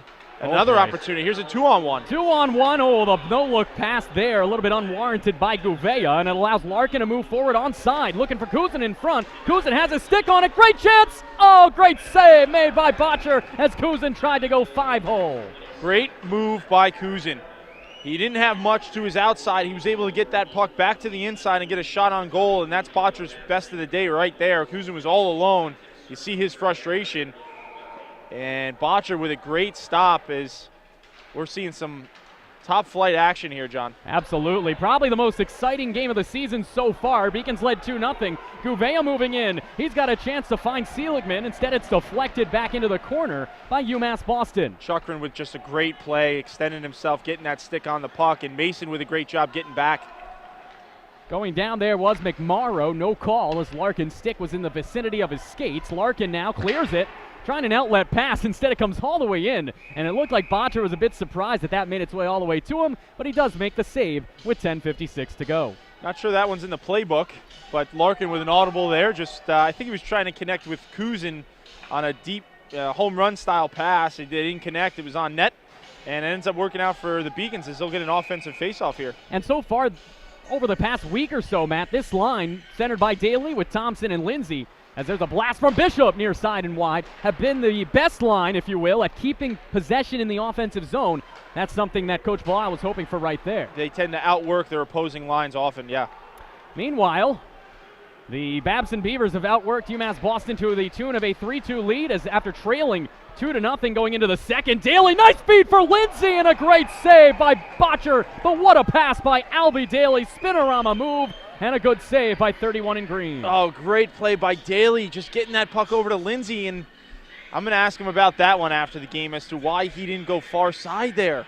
Near side rather. He went far side, and that allowed Botcher to kind of get over in time. If he goes near side, it's even further that Botcher has to travel to get there. And kind of curious as to why he went far side on that 2-on-1, but a great save by Botcher there. Keep this a 3-2 hockey game. 10:20 to go. Here come the Beavers the other way. Babson over the blue line as getting this one partially poked away was Casey.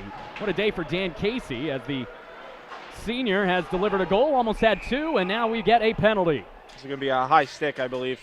Not sure it's going to be a penalty. It might just be a stoppage, but you got an interesting case here now for UMass because 3 unanswered goals. You've got a Babson team that all of a sudden out of nowhere has, like Randy Orton, has found ways to get back into this hockey game. And a 3-2 game, you've got a little bit of a momentum issue. You need your goaltender to come up with a save, get his confidence back. Is that a Randy Orton? Out of nowhere. What a reference on the Beacons Broadcasting Network today. Oh, yeah. With 10 minutes to go in the second, we are over the halfway point of this game, and it's been a tale of 2 halves in the first half. UMass Boston leading 2-0 after a strong first period where they outshot Babson 19-13. Since then, it's been all Beavers all the time as they've gnawed their way back into this one, scoring 3 unanswered and taking a 3-2 lead. UMass Boston in the attacking zone. Parker Wood out there along with McGregor and Sifferlin. Sifferlin, a freight train into the board there as Dante Suffredini gets taken down on the near side. A good hit made there by Casper, as he's not nearly as friendly as the Ghost on that one. Send off the near side wall, partially deflected, and then taking the hit with Sifferlin. And now here's Tyler Sifferlin. Great pass from Chukrin. Tried to go far side for Keene. Deflected. Keene's one-time chance blocked and sent into the netting with 9:08 left. I wouldn't be surprised both coaching staffs kind of tell their players to take a deep breath here. We've had about 10 minutes, I'd say, really almost half the period of this back and forth action, and a lot of high-risk plays on both ends. I think both coaching staffs are going to look to their team to say, hey, we need to get back to what we were doing before and slow this thing down a bit. Beacons unable to keep it in. Gannon sees this one taken and moved forward. Ackerman gets it back on a one-touch pass there from Municiello, who has the go-ahead goal. Behind the net, good one-touch feed there from Mason, and moving forward is Drew Gannon. Gannon sends it far side of the net, and then diving out to make the play was Botcher, and he'll cover for a whistle. We should ask if Mrs. Gannon is watching. I heard it was a little bit low on the last broadcast. She alerted that we needed, I think she got in touch with you via Twitter, John, to let us know. She did, and we always appreciate fan interaction. Yep. Perhaps she can let us know, or if anyone out there has a question or would like to ask us anything on the appropriate thing on the broadcast, I should say. Feel free to send it our way. If you got any wrestling questions, ask Matt, because I wouldn't know Randy Orton from Kyle Orton. As here comes Ackerman, or rather Seligman, moving forward. You can tweet us at Scood Sports, as well as at UMass Boston Athletics, as that one is sent high and wide at Beacons Athletics at Twitter. Check out the Beacons on Twitter, Facebook, Instagram. What else am I missing on social media? Next. I'm not sure what else there is. Too old for that. As UMass Boston with possession. Trying to center this one towards the slot, deflected to the near side. And this one sent into neutral ice, trickling down for Bishop to clean up. And Matt, Tyler Bishop offensively is somebody that the Beacons will love to get going, as this one is offsides on Bill Seligman. But really the Blue Liners in general, I feel like in years past they had a bigger offensive impact than they have so far this year. They have, and it's been a little bit hot and cold with them. We've seen spurts where, they've been involved more so. But in yesteryear, you had guys coming through that were real two-way defensemen, guys like Dan Coronel, Rob Florentino, Cam Harvey, guys that really, enjoyed getting involved in the rush and had a real strong offensive game.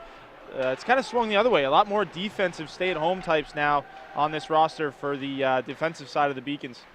The one exception to that would be the man I mentioned, Bishop, as this one sent in, blocked down in front. UMass Boston shot from Garrett Gallagher. Bishop on the year, 22 points in 16 games, as this one intercepted by Suffredini. Nice backhand feed by Lindsay to at least get it out of harm's way and into neutral ice. Bishop's career high in points came last year, 24, when he was an All-American, as this one is Thompson taking him into the boards. Although to this year, it's been a lot more of his playmaking. 19 assists, a career high. Last year he had 11 goals, just 3 so far this campaign. As the Beacons see the Beavers send it in, it's 3-on-3 in their own zone. Backhander by Suffredini, deflected partially by Municiello. As Ackerman takes a whack there at Lindsay, but instead here's Sifferlin moving forward with McGregor. McGregor with a shot. That one ate the netminder Botcher alive, but he was able to knock it down. And then unable to clean up on his rebound was McGregor, sent all the way in by Donahue to careen around the end boards, as almost knocking that one down was Babson. Eventually it's Ackerman down low. Devaney right in front. Great save by Bailey McBurney on a one-time shot from Brazel. Great save by McBurney. He needed that. He's given up a few here. We're going to get a whistle. Somebody's down on the ice. I'm not sure who it is. It was a big hit. That's going to be Sifferlin, Matt. Sifferlin's down, yeah. The freshman does go down. He is getting up slowly. It was Ackerman who hit him, and Ackerman's a big guy. He comes in listed at 5'11", 195. I think he's a little bit heavier than that. Oh, it is right after the holidays. Absolutely, yeah. Oh, and that's for certain. But, yeah, Sifferlin took the full 195 pounds there, and it looks like he's skating off under his own power, as you can see, but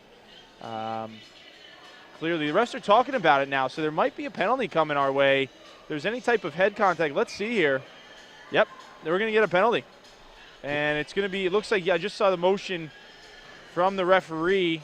It looks like it's going to be a 2-minute minor, but let's see here. So with 6:18 left in the second, we've got a 3-2 game. This would be a tremendous opportunity for the Beacons. Let's see what the call is here. It looks like we see Casper is headed to the box. Ackerman was on the ice. Yeah, so Ackerman's going to go. He's the one that made the hit. Not sure if Casper might just be looking for some sort of, to chat with the referee for some sort of explanation as, yeah, Beacons are going to get a power play here. So the bright side, obviously, you know, Sifferlin being down, I don't see the training staff over there. I think he might have just gotten the wind knocked out of him as Ed Perkins seems to be fine with his condition, which is a good sign. But the positive thing here is that the Beacons get a power play out of this.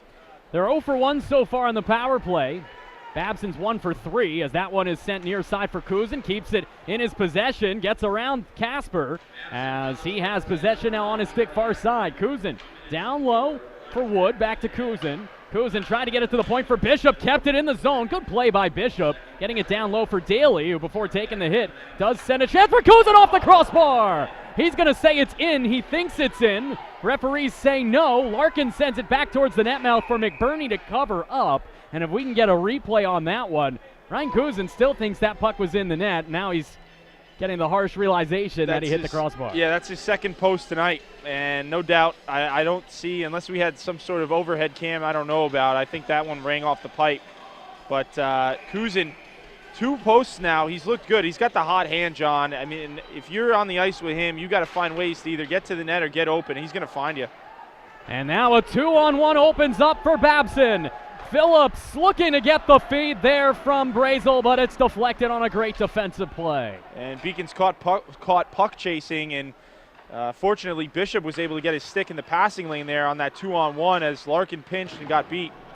And Babson really wanted to call on Larkin there. Looked like the skater just lost an edge. That was Phillips, but this is nonetheless icing with 61 seconds to go on the minor penalty. And I'd make a change here. I haven't really been impressed with how this power plays looked so far. It looks like Lyle's going to stick with him, but other than that first opportunity that they had there on the Kuzin shot to start the power play, some bad mojo right now. That 2-on-1 is something you shouldn't see when you've got the man advantage. Bishop fighting with Seligman for possession, does get it as Albie Daly looks for the stretch feed, and he collides with the skates of Donahue, and that's going to allow another dump. McBurney, no surprise, out to play the puck. He's got a great ability to headman that puck, and something we've seen a little bit less of, but still has the ability to do so. Redler over the blue line as he gets into the corner. As Daly looking to get some help, backhands it towards the crease where Kuzin awaits. Redler now fakes the backhand, comes far side, sends it back to the point. Bishop finds Larkin, who will take the shot, deflected just wide off the stick of the captain, Albie Daly. Redler backhands it towards Daly. Albie sends it near side for Kuzin. Kuzin back to Larkin. One-time blast deflected in front by Daly. And that one sent out of play on the save by Botcher. Nice play. I love to see it. Low to high action from the Beacons. They work the puck behind the net. It was Daly who found Kuzin, and then Daly goes right to the front. Larkin was able to get a shot there and was redirected by Daly, and unfortunately not into the right netting. 10 seconds left on the minor to Ackerman as this one is sent all the way around and cleared off the stick of Mason, and overskating it on that one was Municiello. He had nobody in front of him for a breakaway. That was Mason's last move there to keep it, as you said, from being a breakaway, and he was able to execute on it. Lindsay had a chance, but here's Ackerman fresh off the bench in the sin bin, 2-on-2. Ackerman takes the shot. I'm not sure if Chuckring got his stick on it, but nonetheless a 2-on-0 for UMass Boston. Lindsay coming on in. What a save made with the glove by the netminder Botcher. Puck was rolling. Lindsay never was able to settle it, and I'm not even sure he knew he had a 2-on-0. He might have just taken it himself. He never looked over to get Parker Wood involved, and I'm surprised. I don't know if he knew Parker was with him. He was maybe a half a stride behind him, but I think Lindsay was destined on taking that himself with the puck rolling like that. I don't think he was able to elevate it as much as he'd like, but nice save by Botcher keep the lead for his team. He could have just dropped it back when he was a few feet from the net, and that would have been easy pickings for Wood. Absolutely. I don't think he saw him, John, because obviously a 2-on-0, they're very hard and rare to come by, but not sure Lindsay knew that he had Parker Wood with him. Beacons, once ahead 2-0 after one, have experienced a second period to forget. They trail 3-2 as this one's sent high and wide off the blast from Gallagher. And Suffredini cannot keep that one in the corner, but a good play keeping that one in by Wickline, but it's intercepted and cleared as that one drops right in front of Bill Seligman. What a present he got there as McMorrow moves over the blue line into the corner with 3:05 left. Behind the net, McMorrow with possession all the way around the horn back to the point to be taken in by Joe DiPietro. Right in front, a good save by McBurney. Second chance opportunity wiped out by Suffredini. Behind the net now, DiPietro sends it in front, careens off the leg of UMass Boston's defender Garrett Gallagher as they dump it in. This will be icing on the Beacons with 2:48 to go. And I'm curious to see who Babson's going to put on the ice here. It looks like we're going to get Dan Casey. And let's see what this line is. Yeah, so it's going to be Casey, Phillips, and Devaney on the wing there for Babson. It's a great opportunity late in the period here, but a nice job by Gannon to win that draw. Beacon should be able to clear the zone. Gannon centering the yellow line recently, along with Keene and Wickline, as here is Wickline, and takes a big hit right in the blue line. The coaching staff wants interference. They won't get it. Should have been interference with head contact. Absolutely. Now here's a chance. Good block by Gallagher on the shot taken by Phillips. And getting tripped up, no call there. Maybe the makeup, no call, as going down was Casey on the trip by Gallagher. Yeah, I'd say we're even now. That was clearly a trip. More aggressive play as Gallagher taking exception. Sees Redler take it, drops it back for Carter. Gallagher's got to get off the bench. Bishop will replace him as Larkin with 2:05 left keeps it in. Larkin, nice move, getting toward the corner. Hooked and then takes a big hit up high, and that's a dirty play if I've ever seen it by Devaney.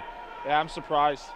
I'm surprised that just an elbow here. I mean, that was a big hit. That was a big hit to the head. I mean, and it's something that they're trying to eliminate from the game. You get your hands that high.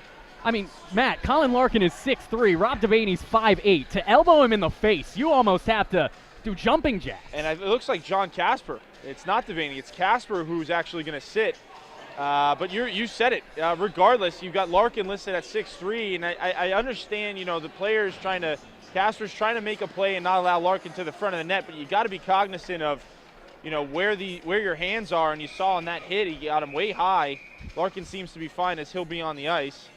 This thing quickly devolved into, the Randy Orton reference seems true now, a wrestling match. Is a lot of aggressive physical play in the final 5 minutes of this second period. And that's a good call by Belak. Since Larkin was down, he has to take at least a shift on the bench, and that's really the reason being is if you stay down for an extended period of time, you've got to allow the player, as much as they want to play, to be looked at by the training staff. Even if they say they're fine, you've got to at least give the training staff an opportunity to look at them. Clearly Larkin's fine. He'll be getting right back on the ice as he already is. Yeah, he came right back over the bench right as the puck was dropped. So it's clearly a technicality that the Beacons had to endure for all of 2 seconds. But I'm glad Belak made that call because it is important, especially with a play like that when there's head contact. In the corner, here's Albie Daly getting taken into the boards. They'll be on the power play for the rest of the period, which is 1:28 to go and 1:29 left on the 2-minute minor for elbowing to Casper. As this one's turned over by Kuzin, and that'll allow the puck to be moved out of harm's way. Coming all the way in here is Searles, as Tim will send it back behind. Ooh, what a weird bounce. That came off the stanchion as Larkin had to make every effort to keep it away, and then a backhander from in front on the turnover. Saw Devaney denied by McBurney. And an aggravated coaching staff for UMass right now. You can't have turnovers. That's the second power play now where they've had turnovers in front of their own net. I mean, you do that once in a game, it's too many, and this is the second time on a power play where there's been some miscues, and you should not have opportunities like that if you're on the power play. You know, giving them that grade A real estate. Fortunately for them is Thompson, and I'm not sure which Babson player that is. Thompson and let's see, it looks like it was Phillips going at it a little bit. Beacon still on the power play for the rest of the period as there's 50 seconds left. Mason down Low for Chukrin. Lindsay finds Chukrin again. Gabe takes the shot as this one's sent off the glass on the near side as Ackerman's able to clear it toward the red line. Chukrin could not keep it in. 37 seconds to go. That one's deflected out of play. And with 35 seconds left, we will get a whistle. And this power play is going to carry over just by a second into the third period. But with 35 seconds left, if UMass can find a way to tie this up, we're in for a heck of a third period. It's going to be great anyway, but especially if they can find a way to tie this thing before the end of the second. Good face-off win and a big one for Babson as they clear it to the red line. Bishop gloves it out of air and moves forward. Tyler slams on the brakes before dumping it in, taken by Donahue. He sends it towards the far side wall. Chukrin takes a Paul Bunyan hack at that one, keeps it in. Lindsay on the near side, backhand for Bishop. 12 seconds to go. Far side Chukrin shot just wide. Near side is kicking the leg out, but missing was Botcher. And with 5 seconds to go, one more clearance should do it. Beacons keep it in, but with 2 seconds left, they won't get a shot. As the power play, for all intents and purposes, will come to an end. Just 1 second left on that 2-minute minor. So, a period to forget for the Beacons, even though there was tons of action. Matt, they came into this period up 2-0. Some very timely goals, including the first and the game tying goal within 5 seconds of each other. And now, after 40 minutes of play, Babson up 3-2. Yeah, it had remnants. It was like the reverse of the Fenway game. All of a sudden, there was this massive amount of action we had, and Babson was able to capitalize. 2 of the goals happening, I think, within a span of about 5 seconds. Just an amazing ability for Babson to kind of turn it on right now, but we'll get to that in a bit. Right now, we're going to send it down to Steve, who's got Coach Blyle after the second period. Coach, the power play was once your bread and butter in the beginning of the season. How do you kind of get it back to that? The last couple games you've been struggling. Yeah, we got to keep it simple. I mean, we're getting pucks in net. We had a few chances there, but we got really frustrated that period. We just were frustrated. We're breaking sticks. They just took it to us really badly. They scored off the rush. They do that well. I don't know. Game of hockey's 3 periods. Hopefully we show up in the third because we didn't show up in the second. So how do you get that momentum back in the third period today? We got to settle down and get back to our game. We got to get the right mindset because we don't have it right now. There you, Coach. Back to the booth. Well, I'm sure he's eager to get back to the locker room and let his team know his feelings. But thank you, Steve, for that interview. And right now, we're going to take it to some highlights from the women's season. I'm not sure actually here where we're going to send it. Hang on 1 second. We're going to send it to the men's hockey practice at Fenway. Okay, so we're going to give you a little bit more insight there. And we'll be back after this on the Beacons Broadcast Network.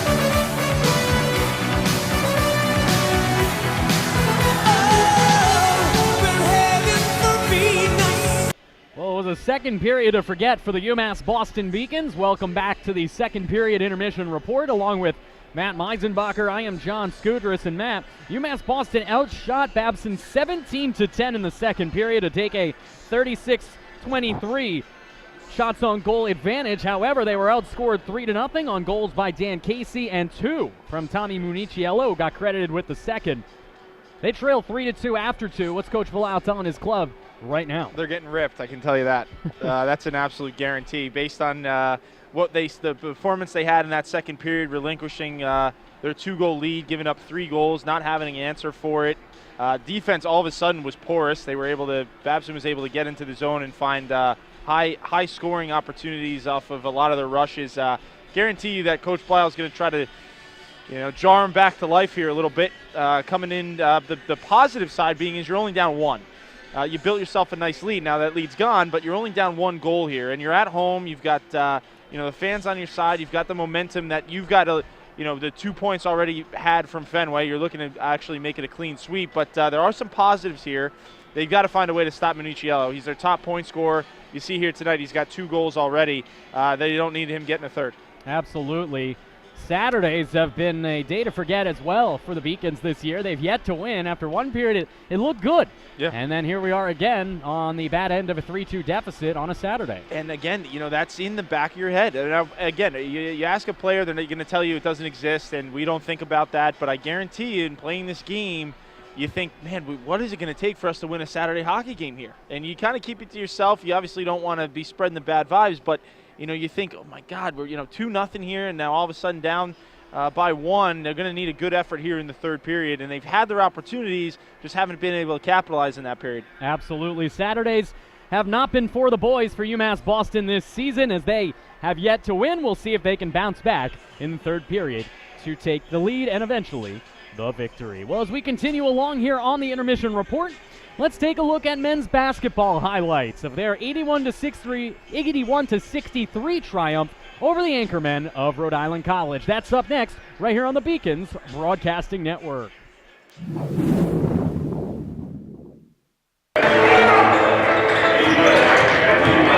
to drive baseline.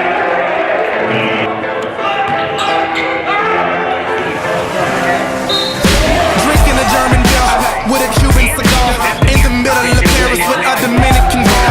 Great head on her shoulder, she probably studied abroad. She transferred to Harvard and King's College in March. She says that I'm her favorite cause she admires the art. Michelangelo with the flow, Picasso with the ball. She's well put together like a piece by Gershwin. Renaissance style, tonight is picture perfect. So smile and pack your bags real good, baby, cause you'll be gone for a while. Tell me how you feel, what's your fantasy? I see it's on the beach down in Mexico. You can put your feet up, be my senorita. We ain't gotta rush, just take it slow. You'll be in the highlight, soaking up the sunlight. Anything you want, it's yours. I have you living life like you should.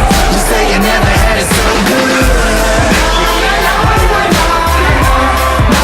You never had it so good.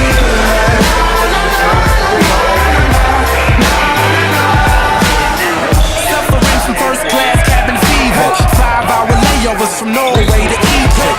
I'm to the point like the pyramids of Giza. Still I'm to the left like the tower out in Pisa.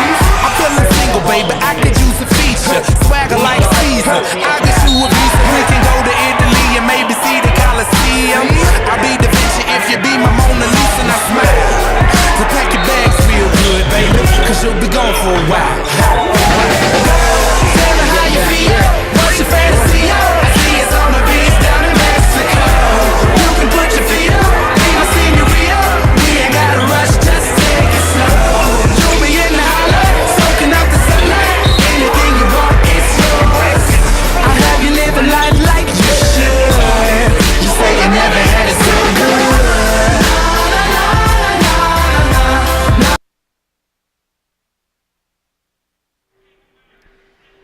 So the men's basketball team getting that 18-point triumph as the men's hockey team will try to rebound from a 3-2 deficit. Let's take a look around Beaconville now here on the intermission report as the men's basketball team playing right across the gym here right across the building, and it's not going well for them either as they trail by 21, 79-58. That one in the waning matters of the second half. Earlier on today, the women's team lost by 23 to EastCon as the Warriors double-dipped into the victory column against both the women and men today. Later on tonight, the women's hockey team will take on Salve Regina, that one on the road at 7 p.m. And track and field competes today at Tufts University in their meet this weekend.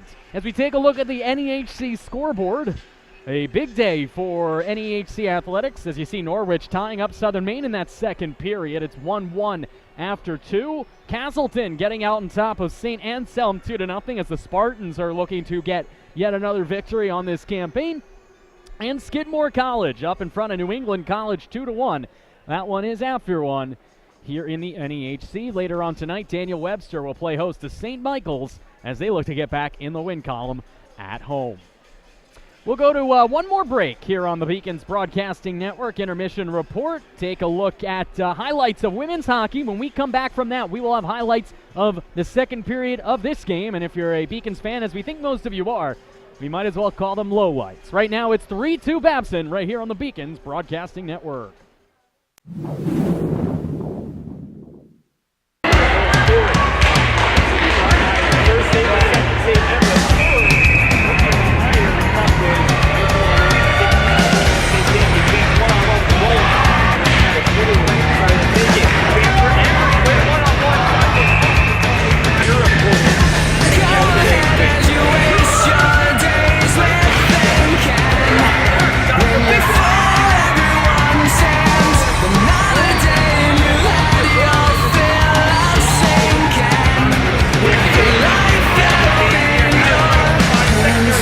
Shaking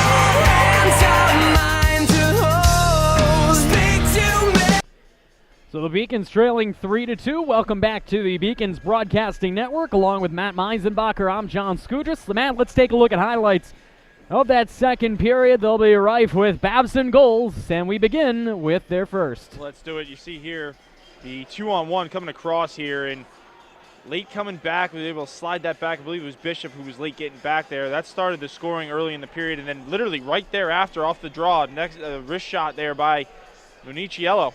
And that was in the net. Now all of a sudden it's a 2-2 hockey game 15 minutes ago. Coming down the other end, this is a Beacon scoring chance here. Right in the back door, just literally, I think, probably within inches of hitting that post and going in. And unfortunately for the Beacons, it went outside the net. And here's the third goal, right in the slot, glove side high. And it was Municiello again. And that made it 3-2. Beacons with just, nothing, no answer there. And so we continue on here. You're going to see another scoring opportunity, and we're going to see a theme here. None of these getting by as they dove out to stop to cover that puck. But you see here, Beacon's getting opportunities, and this is a great play here. Larkin puts it, or that was Daly rather, who puts it on the tape for Lindsay. Again, would love to see him have drawn that puck to the near side rather than shooting it far side. A great save by McBurney here to keep it where it was at 3-2, 6:25 left in that period, and then again, more scoring opportunities. That was off the crossbar by Kuzin. You see he points that it was in. Evident it was not, but, good for him trying to sell it. And then again, this is the 2-on-0. I don't know if Lindsay looks and knows that he has Parker with him. I mean, you got a 2-on-0 there. You want to use that guy if possible. But regardless, that was still a good stop. It's still a breakaway, so a good stop there by Botcher, and that's really where we stand. So 3-2 game headed into the third here as we look at the refs taking the ice, and we're almost underway. Well, a period of good goals for Babson and close calls for Zach Lindsay. A couple of those highlights had him with scoring chances.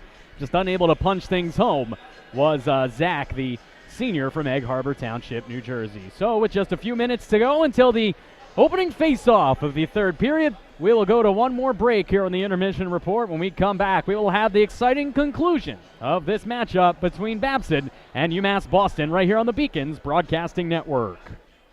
Let's go Beacons! Let's go Beacons! Let's go Beacons!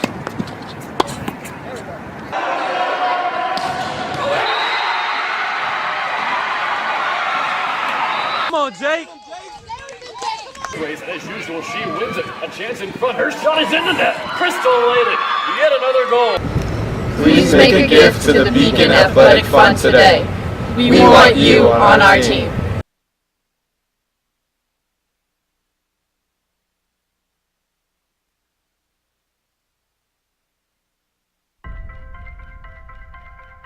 I'm a Division III student athlete, and I know how powerful words can be.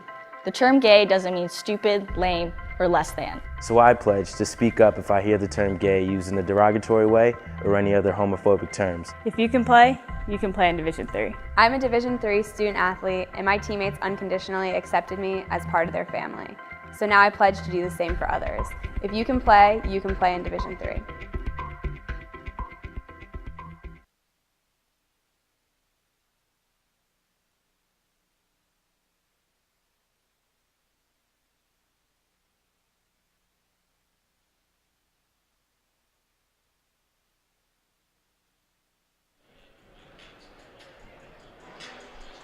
We get set for the opening face-off of the third period. I am John Skudras, along with Matt Meisenbacher here on the Beacons Broadcasting Network. Matt, it's been a period of two periods. The first period, the Beacons dominated. A second period that, despite leading in the shot total 17-10, Babson dominated. What does UMass Boston have to do here in the third to come away with a victory? Yeah, you're correct. We saw the first period go to the Beacons, second period go to the Babson Beavers, and was alerted by the guys in the booth. Obviously, all goals being down to our right.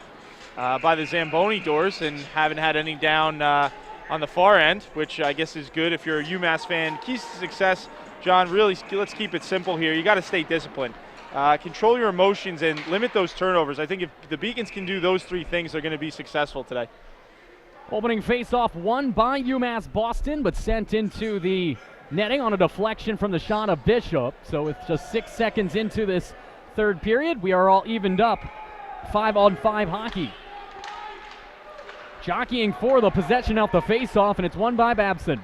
Moving forward with possession is Casey. He's got a goal today.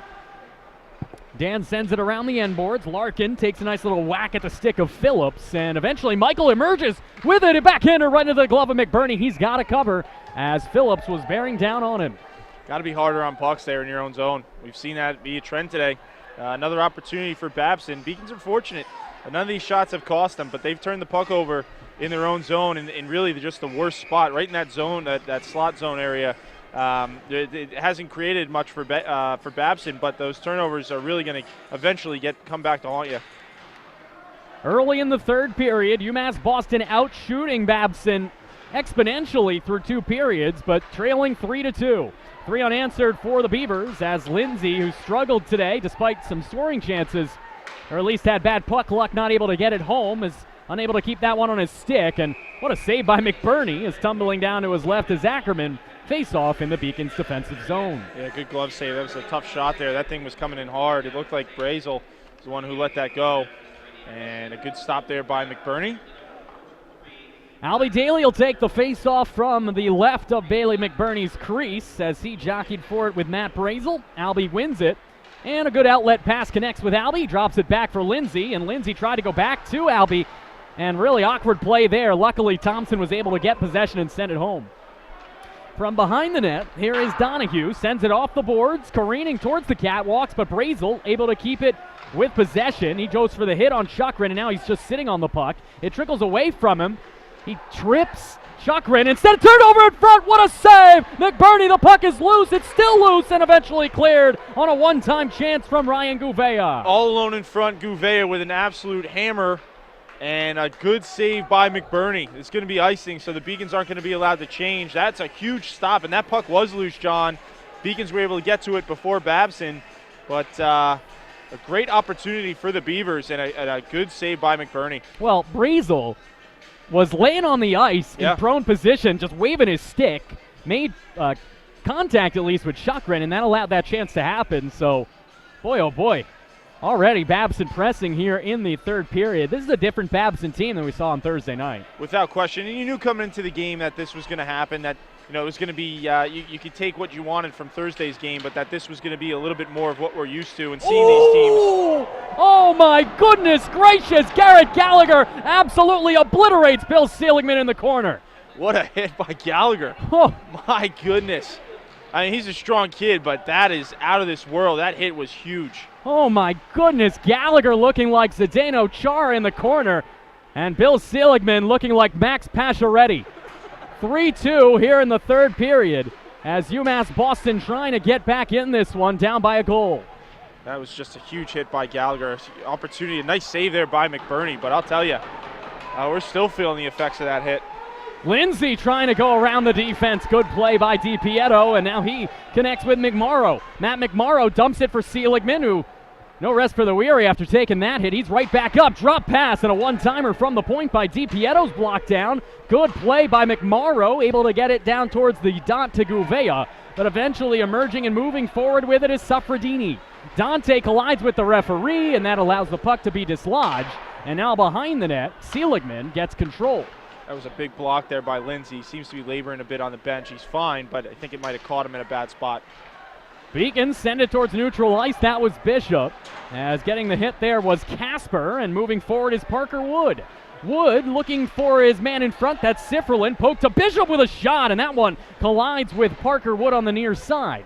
Bishop sends it back behind the net, careening around the end boards for Wood, who tried to set it up into the slot for Sifferlin, but no one was home, as there was a freight train possibility from Gannon, but instead it's a bad turnover, a shot. What a block by Brian Carter getting down in front. Big block, but another bad turnover in zone by the Beacons. Ooh. Another huge hit, this time and that's Gannon. A penalty. Yeah, that's going to be a penalty. That is a charge if I've ever seen it. Donahue stepped up on Gannon. He took multiple strides, definition of a charge there, and let's see, Gannon seems to be getting up. It was neat contact as well. Dangerous play as Donahue, the 6'1" junior from Groveland, Massachusetts, will hit the sin bin. Yeah, he's all right, and anytime you see that, I mean, the physicality in this third period definitely has made its presence be known. We've seen some huge hits there, and that one, the most recent one, Gannon seems to be fine. That was a big hit. 2-minute minor to Jake Donahue. Face off won by Daly. This is a chance for the Beacons to retie the game. Far side, Kuzin, a shot save. Rebound near side dot, no one there as Bishop will dump it around the corner. Redler gets taken into the boards as Albie Daly finds Kuzin, tries to drop it back for Larkin, turnover. Moving forward with possession, here's Phillips. A shot, save McBurney, rebound far side. And Bishop takes Phillips out of the play, allowing Larkin to get control. Is McBurney hurt? I think McBurney might be a little shaken up. Nonetheless, here come the Beacons the other way. Kuzin with possession. Behind the net for Daly. Daly back to the point for Bishop. Bishop right in front, a deflection, and then a chance from a bad angle. Deflects into the netting, and McBurney, he's up and hunched over in his own net. Well, not sure he saw it, but Larkin had Kuzin by himself at the blue line there. Kuzin found a way to stay behind the Babson defense undetected. And after that initial rush, Larkin looked up. I don't think he saw him, because if he did, Kuzin was in on a breakaway. There was no one around him. Redler now looking for a chance to tie. Daly couldn't get control of the puck, and it's sent all the way around and to the blue line, but not out by Dahlman. Redler centered in front. Daly tried to whack it out of midair legally, but nonetheless didn't get enough wood on it. Moving forward with it is Gouveia. Gouveia 1-on-2. Getting a little help now from McMorrow, but a good poke check there allows Larkin to move forward. 2-on-2, now 3-on-2 as Kuzin thought about dropping it back. He might take the shot. Instead, he drops it for Redler. Redler in front, and great play. Bishop to knock it down. Takes a shot, blocked down. As able to get a block on that one was McMorrow. Beacons have some pressure here. If they can possess this puck, make a couple passes, they've got a tired Babson unit right now. Kuzin with possession, back to the point for Bishop. Kuzin, D-to-D, one-timer chance, rebound is kicked out by the netminder Botcher, and now the Beavers can clear. Great save by Botcher on that one-timer. He had Larkin in his sights and was able to make that save. That puck was loose for a bit, but Babson was able to clear. Just 12 seconds to go. Two Beacons down there couldn't get control from Seligman, and that's going to allow the rest of the power play to dwindle down. Just 4 seconds left as Wood goes around the defense and dumps it in. And that is going to be sent all the way down, deflected off the shoulder of Chuckner. That probably would have been icing as the power play was over. Mason far side, and unable to settle it down was Thompson. Good jet play by Brett to poke it forward. Now 3-on-2. Lindsay's got Mason and Wood. He goes for Wood, but a bad pass well behind him. Sets up a potential rush the other way, but slowing things down is Casey as he goes back to his blue liners. Wood might have actually saved that odd man rush. He stopped on a dime and was able to pester Casey enough to have that rush go by without any real damage. Tim Searles backhands it through the net mouth. No one home as Lindsay gets there. Lindsay surrounded by a couple of Beavers as he sends this one towards Wood, but it's intercepted. In their own zone, the Beavers. Donahue back, takes a hit from Thompson, sends it far side for Dahlman. Dahlman moves it forward for Devaney, and Devaney gets it towards neutral ice. Oh, Gallagher, sorry, took a hit there as I just elbowed one of the members of the crew up here. You were protecting yourself from that hit. That was Listen, came in hot. There's so many flying elbows on the ice that it's just transitioning up into the booth. And if the Beacons end up losing this one, Matt, I might take a few on you. Fantastic, can't wait. You are a goalie after all, so there's a chance I might have at least a shot of staying in that for more than a minute. So I take some elbows? Well, I'm saying you wouldn't kick my butt like Albie Daly would, is what I'm saying. As the Beacons get possession behind the net. Here's Gallagher. Do you ever take a nice chop in the net from a opposing forward? Yeah, all goalies do. Yeah, I mean, they try to get in your head as much as anyone else, if not more so. Keene took a shot there, kept in there by Suffredini. Bad angle shot from Gannon, blocked down. And this one is kept in by Dante Suffredini, and now he moves in, sends it down low, and then there's a clear check on Wickline when he had no control of the puck, no call. Larkin takes a hit there, and now this one's going to clear to the red line, and Suffredini will regroup. 12 minutes here left in the third period, already gone by. The majority, almost halfway through this period, Beacon still down one. I'm sure you also took some liberties on some players in front when you were in the net, taking some whacks at their legs. Yeah, you can get away with a little bit behind the scenes. The ref will let you have a little bit, but sometimes goalies will get a whistle here and some stuff after the whistle. But there's always that fine line between, you give a guy an extra shot, that's fine. You take it anything more than that, and you're likely to get called, put yourself at a disadvantage. Martin Brodeur did that a lot with screeners in front. Yes, he did. I remember Sean Avery one time just right in front of Brodeur, just mocking him almost. There's a shot, a howitzer cannon from Mason that partially deflected and went wide as getting a hit there was McMorrow from Larkin, no call. No one knew where that puck was. Finally, McMorrow finds it, sends it back, and here come the Beavers. 2-on-1 chance, McMorrow gets it, going back far side, great save on the shot from Seligman as Bernie delivers. McBurney again with a great save with 11:59 to go. It's one of the hardest parts of being a goaltender. You know your team's down one already. You know you're going to have to come away with some big saves, and goalies at this level know that. You're sitting in your crease, you're thinking, okay, halfway through the period here, I know I'm going to have to come away with maybe 2 or 3 more saves to give my team a chance. They're going to be taking risks. And there you have it. McBurney up to the task with another nice glove save tonight. 11:54 left in the third period. Beacons, who once led 2-0 after one, trailing 3-2. Lindsay's backhander intercepted by McMorrow at the red line as Seligman sends it back towards the red line where Lindsay gets control and will dump and chase. First man to get there will be Bishop. Lifts the stick of the defenseman. That was Gouveia. Lindsay now behind the net gets possession. Zach Lindsay comes to the blue line and lets it out of the zone as it gets to neutral ice for an offsides. Yeah, tough play. I mean, that's just simple play there, right? You keep that puck in zone, you got to get it deep, and kind of not quite sure what he's trying to do there. But anyway, we'll get a face-off, and they'll talk about that on the bench, I'm sure. Zach has 11 points in 14 games this year, so he can put the puck in the net. He's had chances today. We'll see if he gets another chance for the end of the game, as here to the near side, getting tripped up there was number 19, Dan Casey. It does a chance in front. Great save on the second chance rebound opportunity off the stick of Phelps. What a kick by the netminder McBurney. He's keeping his team in it right now. Babson's all over him. Babson trying to put a 2-goal lead on the board. They once trailed by 2. They've led 3-2 now for about a period, as this one is taken and moved back by Suffredini. D-to-D feed as Garrett Gallagher moves forward. I said Phelps. It was actually Michael Phillips who had the shot, and a bad turnover leads to a 2-on-1. There's a shot. Another great save by McBurney on a chance for a hat trick for Municiello. Totally keeping his team in it right now. Babson is just all over UMass. That turnover, another one. There's been so many today, and I thought that one was going to end up in the back of the net. I was wrong. McBurney with another great save. Boy, oh boy, some sloppy play as Sifferlin was able to fist that one over the red line, but he never saw the puck. As this one's sent in, and icing is called. And that's the power of goaltending right there. 3 opportunities for Babson to really make this lead tougher on the Beacons, and McBurney up to the task on all 3. Some great saves there. It's 1 down low, 2 up high. His glove's been good tonight, and an offensive face-off here for the Beacons that they win.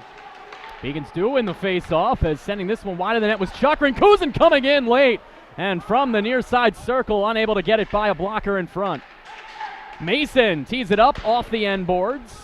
Careening towards Chukrin, who pinches in, gets hit hard into the boards, came off his skates for a moment, as this one's Mason whiffing and breaking his stick on the one-timer. So unfortunate. A great opportunity there, and the stick breaks. Good turnover forced by Redler, who then gets demolished on a stand-up check there by number 27, Joe DiPietro, and that sets up a 3-on-2 if they hurry. Drop back, no chance to center it in front, but Ackerman couldn't settle it down, and now here's Kuzin the other way. Kuzin with Larkin, drops it back for Redler, or rather for Chukrin, but nobody home, and with 9:30 to go, they clear. Not sure that drop pass is the play there. That's on sides, as there's a shot from Kuzin, gobbled up, and Larkin with a little friendly conversation to the left of the netminder, along with Josh Casper. I see what Kuzin's trying to do. You know he's got help behind him, but it's tough. You got to make sure if you're going to complete a drop pass that it's going to, in fact, be on the tape. If it's not, you saw evidence of it there. It kind of effectively ends the rush, and I understand Kuzin's trying to, get other guys involved there, but might have been trying to, the suggestion would be take that puck wide and then buy yourself some time, versus you saw there, if the drop pass doesn't work, it kind of ends the rush. As this one is taken, and a rush the other way, moving this one up is Gouveia. Gouveia centered it through the net mouth, no one home, as this one is kept in here by the Beavers. About 9 minutes to go as this one bounces in front. What a weird bounce that took, and allowed a chance for Gouveia right in front. McBurney never saw it. Credit to McBurney for being on his toes there, as that puck, you said it, took an incredibly strange bounce into the front of the net. And now this one dumped in by Keene. Yellow line out there. They haven't played much today, as Dakota Keene just grabbed the stick of the defender, DeForge. Steve was like, what is going on? But nonetheless, didn't help the Beacons at all, as this is a delayed offsides, and instead will be icing, as Gannon couldn't touch it.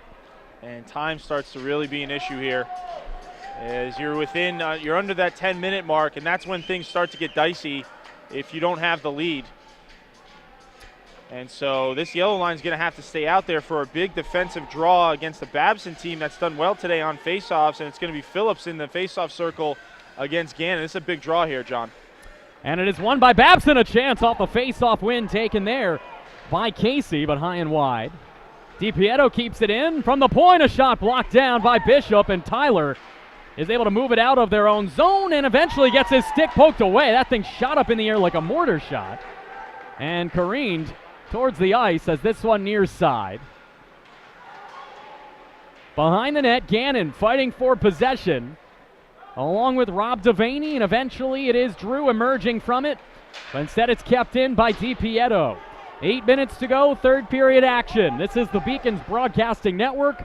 I am John Skudras along with Matt Meisenbacher, and a chance now as we will get a whistle for offside. And the Beacons are really fortunate. Babson had completed a full line change and had the fourth line out there tired, pinned in their own zone. If that offensive or that offsides call isn't made, they're probably still defending, and now it'll create an opportunity to get the second line out here with Daly, Lindsay, and Thompson. Wasn't sure if that offside was going to be called because it looked like Dakota Keene was the one who might have passed it back into the zone, in which it would not have been offsides, but couldn't see from this angle, as now here's sets up a chance for Babson's Ackerman, but a good deflection by who else? Gabe Chukrin in the shooting lane, and with 7:40 to go, we will get a face-off. And again, another key defensive zone draw here. You've got Daly, on the draw, and he's going to be, again, trying to look to win this thing back and possess the puck. He's able to. Now let's see if the Beacons can break out. UMass Boston trailing by a goal as Mason connects with Thompson. Mike dumps it in. Lindsay lets it go back to Mason. Mason pulls it back. Backhander in front, unable to hit Thompson. Good poke check made by Dalton. Center it right back in front, deflection, trying to bounce it off of the defenseman Donahue. And instead it's taken far side for Lindsay. Back to the point, Chukrin blocked down in front by Thompson. And we're going to get a penalty or some sort of stoppage. It's going to be a cross-check, and the Beacons are going to go to the power play. Well, there you have it, and that's what hard work can create for you. Even though they aren't able to score, a great shift there by that second line, and it started. Mason's played very, very well today. He came in off the blue line, was able to feather that thing through towards the front of the net, and Beacons weren't able to capitalize on it, but you saw they're going to be on the power play, and it's going to be Jake Donahue. He's had a good game himself, but makes a mistake there and giving these Beacons a power play opportunity. 7:07 to go, down a goal. Larkin shot wide of the net on the far side. Redler couldn't settle it down, and he hooks him, and there's the penalty. And that's just a rookie mistake. Just an absolute rookie mistake by Redler. He knows it too. He's going right to the box. You get your team's on the power play, and then you take a hooking call like that. It just eliminates all the momentum you could have had. It's unfortunate. He knew it's a mistake. He went right to the box, and hopefully learned from it. It happens, but we'll play 4-a-side now at 6:57 of the third. Glass half full. 4-on-4 does open up scoring chances, and we've already seen a track meet today, so I can only imagine what this is going to be. Larkin will take the face-off as he'll go up against Seligman. 4-on-4 from their own zone. Larkin wins it to Carter. Carter's out there with Bishop, Larkin and Kuzin, as here comes Colin far side. We'll have 4-on-4 for 137. Larkin into the attacking zone, drops it back for Carter. His shot blocked to the near side. Kuzin gets there first, and Ryan gets it poked away. It trickles all the way down into the Beacon zone. And this has been carryover from the Thursday Fenway game. All these blocked shots on both ends, both teams. Seligman shot, what a save by McBurney as he flashes the leather like Derek Jeter to make the save with 6:29 left. He just continues to hold down the fort. And when you've got a goaltender that's playing, that has that confidence in the net, it's contagious. You know you can rely on him in that. Even though you're down one here, you've got a guy back there that's going to hold that score where it is, give you opportunities to try and tie this thing up. Another face-off in the Beacon's defensive zone. Final 7 minutes of this one, down a goal. As Daly was able to win it to Suffredini, but losing sight of it there was Chukrin. 2-on-1 as Chukrin took a whack at the wrist there of McMorrow, as Suffredini is eventually able to find Thompson. 1:03 left, 4-on-4 action, and then there will be about a 13-second power play, barring anything that happens here over the next 60 seconds. That power play will be for Babson. Daly gets possession over the red line. Good pass, finds Larkin. Colin whiffs on the shot. Oh boy, as that goes far side, centering chance for Daly. Blocked down in front. McMorrow has possession, moves forward. McMorrow, 3-on-3, takes a big blast, kicked away, rebound, a backhander wide of the net, off the stick of DiPietro. He was on his backhand. DiPietro had an opportunity to bury that. He's on the forehand there. That's a 4-2 game. Beacon still in this one with 5.5 to go. Daly's pass for Larkin deflected back into the defensive zone. Suffredini will bounce it off the boards for Bishop, who sends it far side for Keene. Dakota Keene into the attacking zone. Good defensive play, and then Keene trips Ackerman, and the Beacons will be shorthanded and down 5-on-3 in 12 seconds. Yeah, it's an unfortunate call for Keene. It's going to be a trip. He's going to go for 2. I know he's going to, wonder why that he's getting called here, but it's an incidental. You got to be in control of your stick at all times. And I think Mason just got himself in misconduct. He said something to Belak, and I think Belak had enough, the referee. So now you lose. So now you've got Mason, who's likely, and I'm not sure if he gave him misconduct or he gave him 2 here. Well, if he did it before the door slamming, he definitely did now. Yeah, let's see here. So Keene's going to go on the trip. That's for sure. And I'm not sure if Mason's got himself another 2 or a 10, or a 2 and 10, I guess, for that matter. But he said something to Belak, and Belak took exception to it and hit him with something here. They're talking about it now. I'm not quite sure. We've got a little bit of a delay here. The refs aren't talking, but the Beacons are taking some time and getting players on the ice. Well, the Beacons penalty box looks like a nightclub right now. That thing is packed.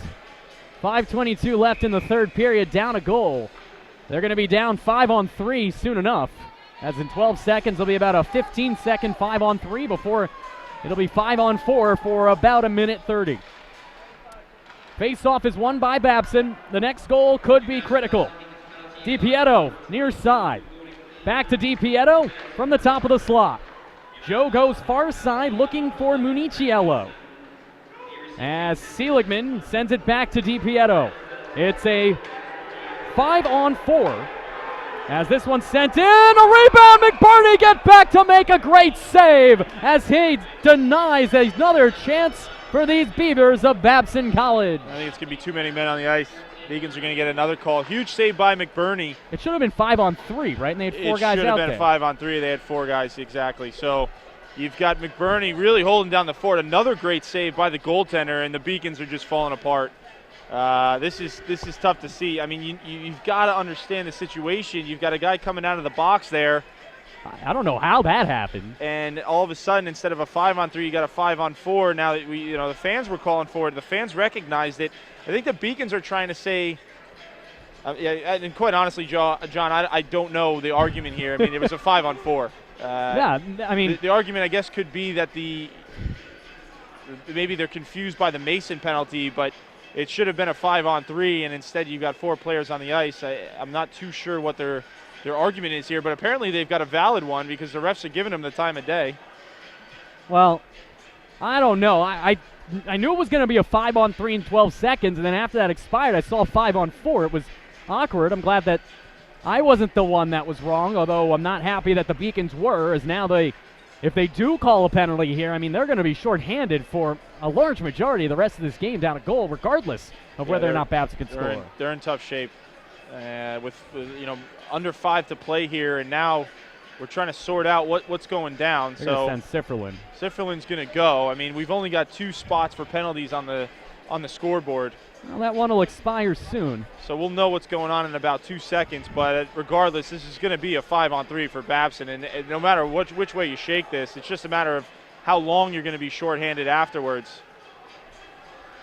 So it's most likely going to be 5-on-3 for a minute 37, which is when that second penalty that was called in the last few minutes will expire. It will then be 5-on-4 for about 23 seconds.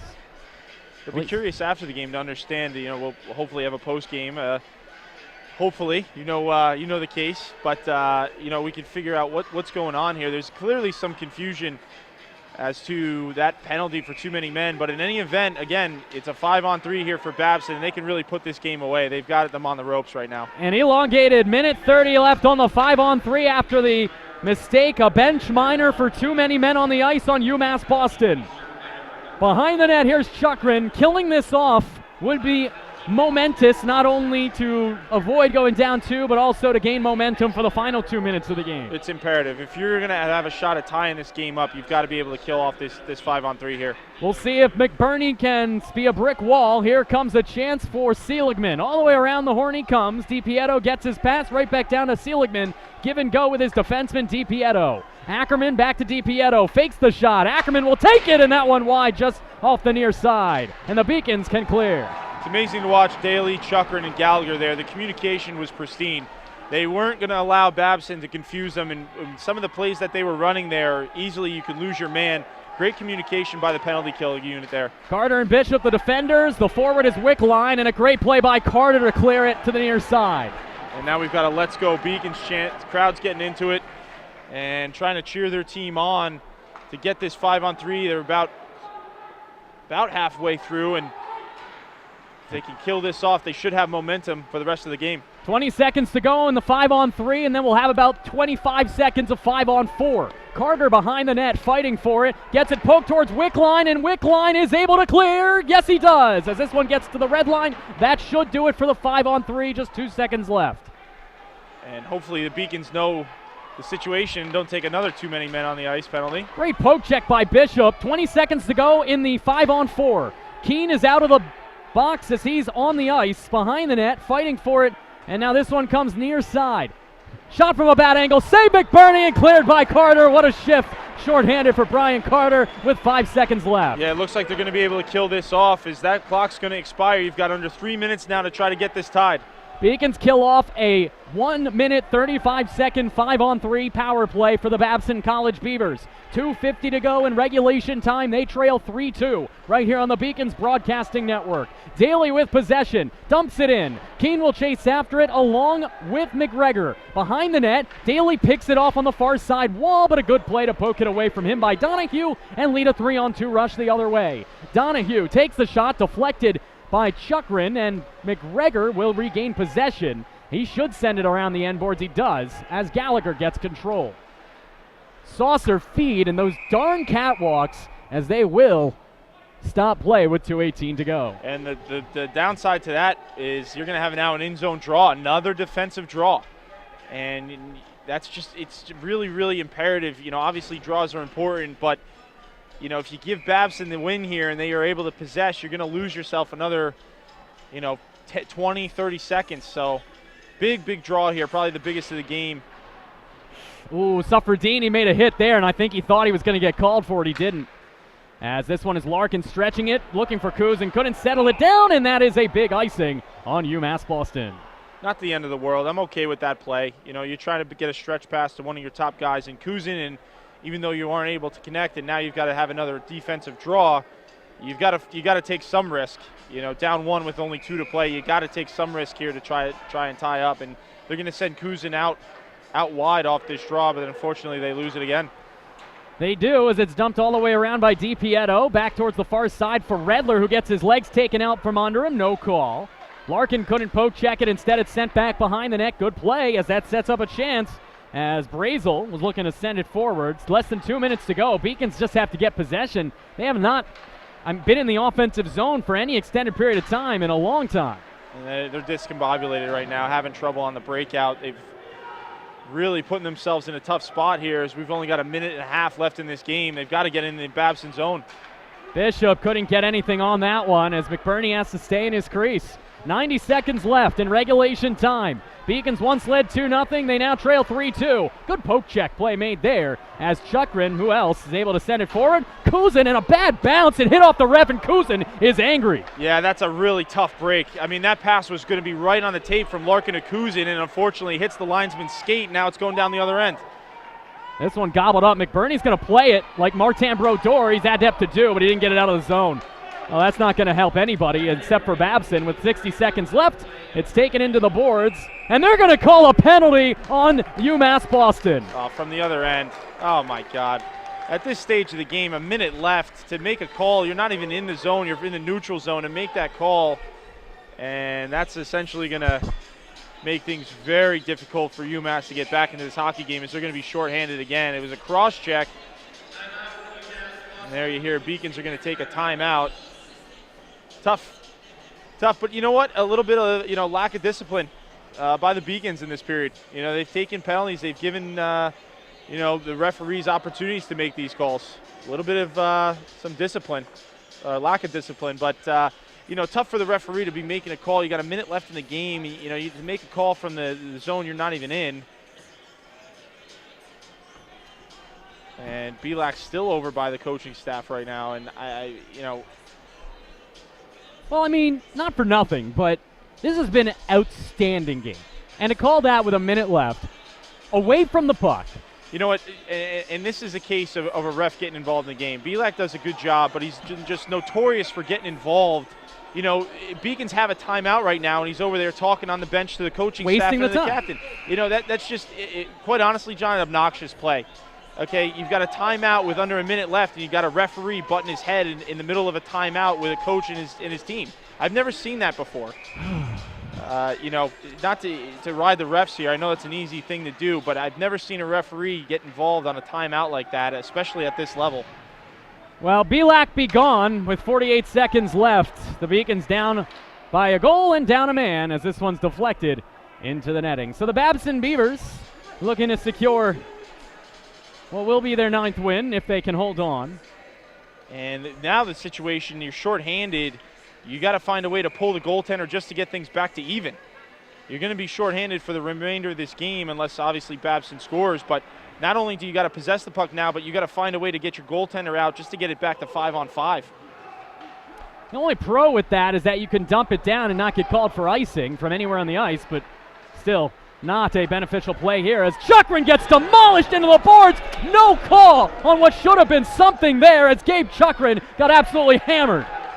And then there's another collision away from the puck, no call. Seems the refs only want to swallow their whistle when it helps out Babson. Meanwhile, an empty net goal for the Babson Beavers scored by Ackerman, and the game will come to an end on the wrong end of a 4-2 final.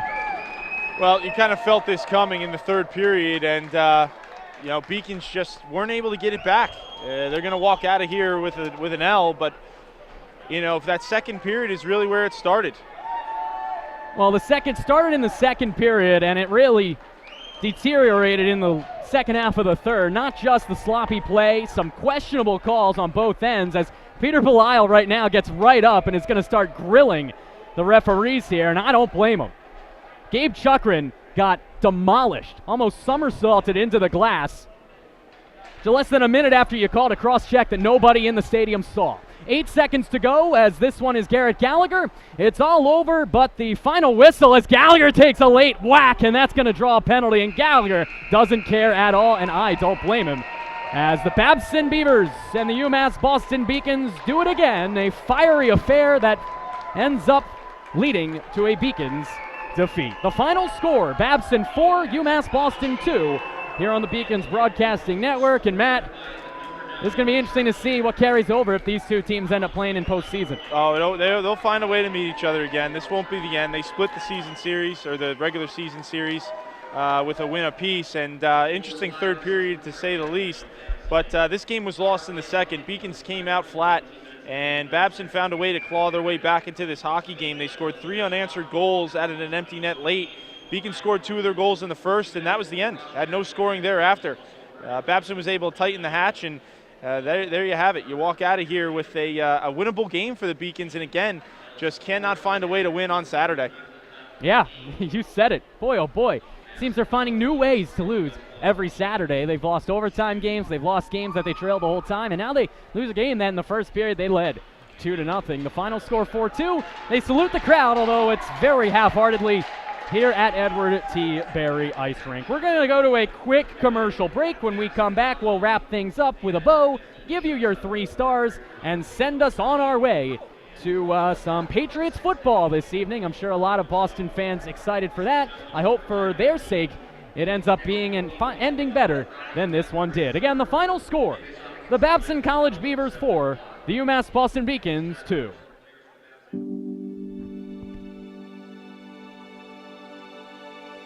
What separates UMass Boston from other schools is the fact that a large percentage of students commute.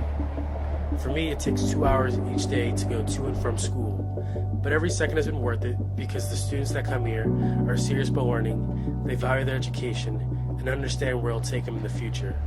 This is what UMass Boston means to me. UMass Boston was my first choice because when I came to the campus, I saw that there was a lot of diversity. There's a lot of people.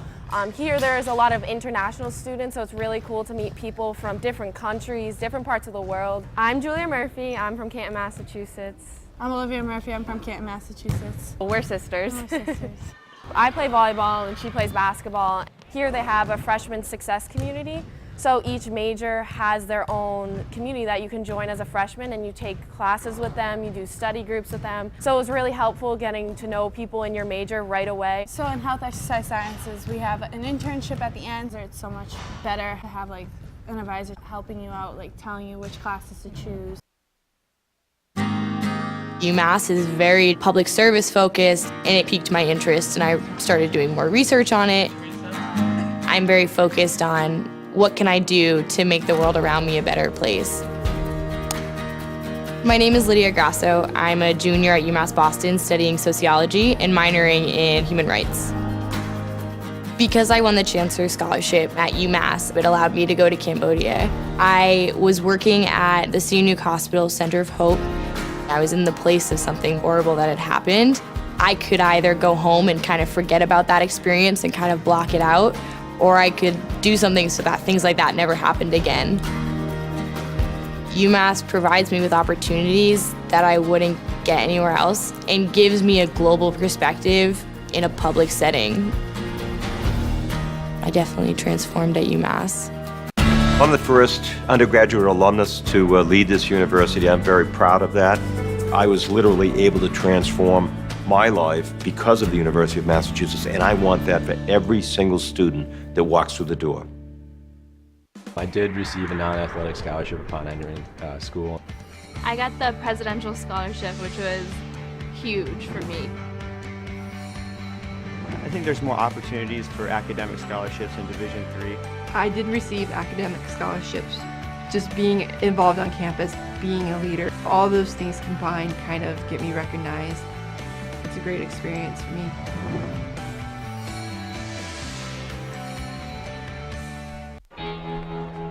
Cheer for the stumbles. The he shoulda had that's. And the tears that linger. For in those moments, greatness lies. There, you will find the provoked, the determined, the unified. It's in those moments that champions are born. Moving from Turkey, it was a rough journey for me because when you don't really speak the language that well and when you don't really fit in the crowd, it's very easy to disappear. But I decided not to give up, and UMass helped me. The University of Massachusetts Boston, with its scenic oceanfront campus, easily accessible to downtown Boston, is recognized as a model of excellence for urban public universities. 16 NCAA Division III sports are part of the more than 100 student organizations that create an engaging campus life in America's biggest and best college town. UMass Boston, Boston's urban public research university for the 21st century. Welcome back into the post-game show here on the Beacons Broadcasting Network. John Scooters with Matt Meisenbacher. And Matt, after one period, UMass Boston looked good. They were up 2-0. They outshot the Babson Beavers 19-13. And despite outshooting them 17-10 in the second, things really unraveled. Not only giving up 3 goals in the second, but also the mental game. The Beacons lost the mental game over the last 40 minutes. Yeah, no, without question. The easy topic is to go into, what transpired in the third period. But, like I was saying to you all while we were off the air, they put themselves in that position with the way they played in the second period. Putting yourself down in any point in the game is tough, but especially against the Babson team that usually does very, very well defensively. They really made it an uphill battle, and then everything that transpired made it even harder. You take a look at the final team statistics. They were able to get shots on goal. Ended with 42 for the game. Babson at 38 is pretty even there. Both goaltenders played very, very well. I thought McBurney, had himself another good game, another good start for him, and he continues to do well between the pipes. And Botcher down the other end, who was a little bit shaky to start, but was able to corral himself and made some really fantastic saves down the way. You look at the power plays. I mean, what's the standout? 0 for 5 for the Beacons, and Babson was able to put in 2 on their 7 opportunities there. And just a tough way for the Beacons to had a chance to sweep and move ahead of Babson in the standings, and instead, they're going to remain where they are, just a little bit behind. Beacons got called for 6 consecutive penalties in the final 7 minutes. Nolan Redler got called for hooking, Dakota Keene for tripping, Brett Mason got the 10-minute misconduct. There was the bench minor for too many players, and then cross-checking on Mike Thompson, and then a last-second cross-checking on Ryan Kuzin when he just took exception and took a little hack there at Ackerman at the end of the game, taking out his frustration on Charlie with 10 seconds to go. So the Beacons get outshot 15-6 in the third. However, they do outshoot Babson 42-38 overall. They won the shot margin. They won the face-off total, 43 out of 77. However, they lose the final score of 4-2.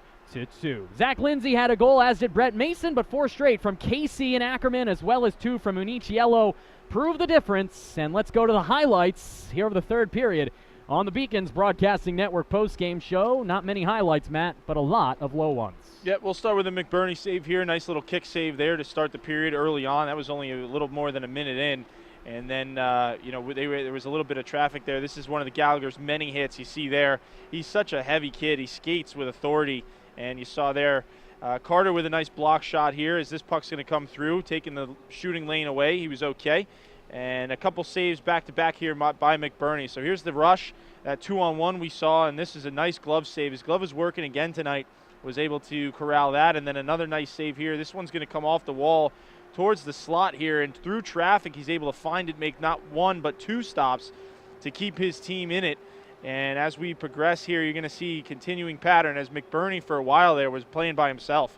Beacons couldn't get out of their own zone, and McBurney with a save there. You're going to see another block shot, and this one was stopped. That one was trickling in. He was able to find it behind him and cover that up. You see the clock, though, 3 minutes to go, and this is the another stop here by McBurney. It's all power play time, too. And it's all power play. They're shorthanded this entire time, and then this is the empty net goal to end things. At that point, it was over anyway. But you mentioned it. Yeah, they were shorthanded, the Beacons were, and when you're down, it really makes things difficult, especially that 5-on-3. I thought when they killed it off, John, that they would get a little bit of momentum, but unfortunately, with a few more calls, things got a little bit out of hand, and I think you mentioned, I think the key word tonight is going to be either lack of discipline or lack of focus. Beacons are now continuing to be winless as they're 0-4 on Saturdays this year as they continue to struggle on the weekends, or at least on the first day of the weekend, losing by the final score, 4-2. Matt, the Beacons will be on the road for a while. They won't play at home again until the weekend of February 3rd. They'll be at Skidmore, at Castleton next week, followed by road matchups against Southern Maine and Daniel Webster College. 3 of those games count for the NEHC standings. Critical road matchups coming up. What does Peter Bilal have to do to make sure that this doesn't happen again? They've got a really tough second half of their schedule. I was impressed with the way they played on Thursday and for the first period tonight. If they can find a way to go back to the film and look at the things that they did that made them successful in those games, particularly tonight's first period, they really came out and did well. They'll be all right, but this is a tough second half of the schedule. Next 4 games are on the road, and then you've still got to play Norwich once more, and they're the top seed in the conference right now. So they've got a tough road ahead of them. You're going to lean on your senior leadership to get you through. There are very few left senior leaders in the locker room. We'll see if some of these freshmen can continue to grow and become leaders themselves. A tough third period like this with a lot of aggression can certainly help. And when you're playing your rival, you've got to, keep your emotions in check. We saw a lot of stuff, going on after the whistle, and that's fine. But when you start taking penalties, and you've got to understand, especially at this level, the smart players understand the refs. They know who, you see the same guys time and time again over the course of these games, over the course of your career. You've got to know that certain guys are going to call it and certain guys aren't. And it plays a big factor in the game. And I think the Beacons let things spiral out of control clearly in the third period. They gave Babson everything they needed to hold on to that lead. And then, eventually with the empty net, things were over.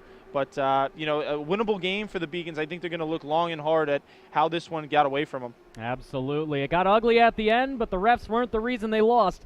UMass Boston struggled through the final 40 minutes of this one. Well, that is the final score of 4-2. The Beacons lose. That drops them now on the season to 9-7-2 and 4-5-1 in the NEHC. Babson College will improve to 9-7-1 and 6-4 in the New England Hockey Conference. I'd like to thank my production team as always, Seth Orensky, the producer, our directors, Alex Carasoto and Anthony Searles, on Instant Replay, Alyssa Hatchie, and our camera operators, Matt Coakley, Alusa Fugel, and Carly Robinson, and of course, my partner in crime, Matt Meisenbacher. For everyone involved, I am John Skudris. The final score, the Babson College Beavers 4, the UMass Boston Beacons 2. Until next time, good night, good luck, and good hockey. We'll see you right here on the Beacons Broadcasting Network.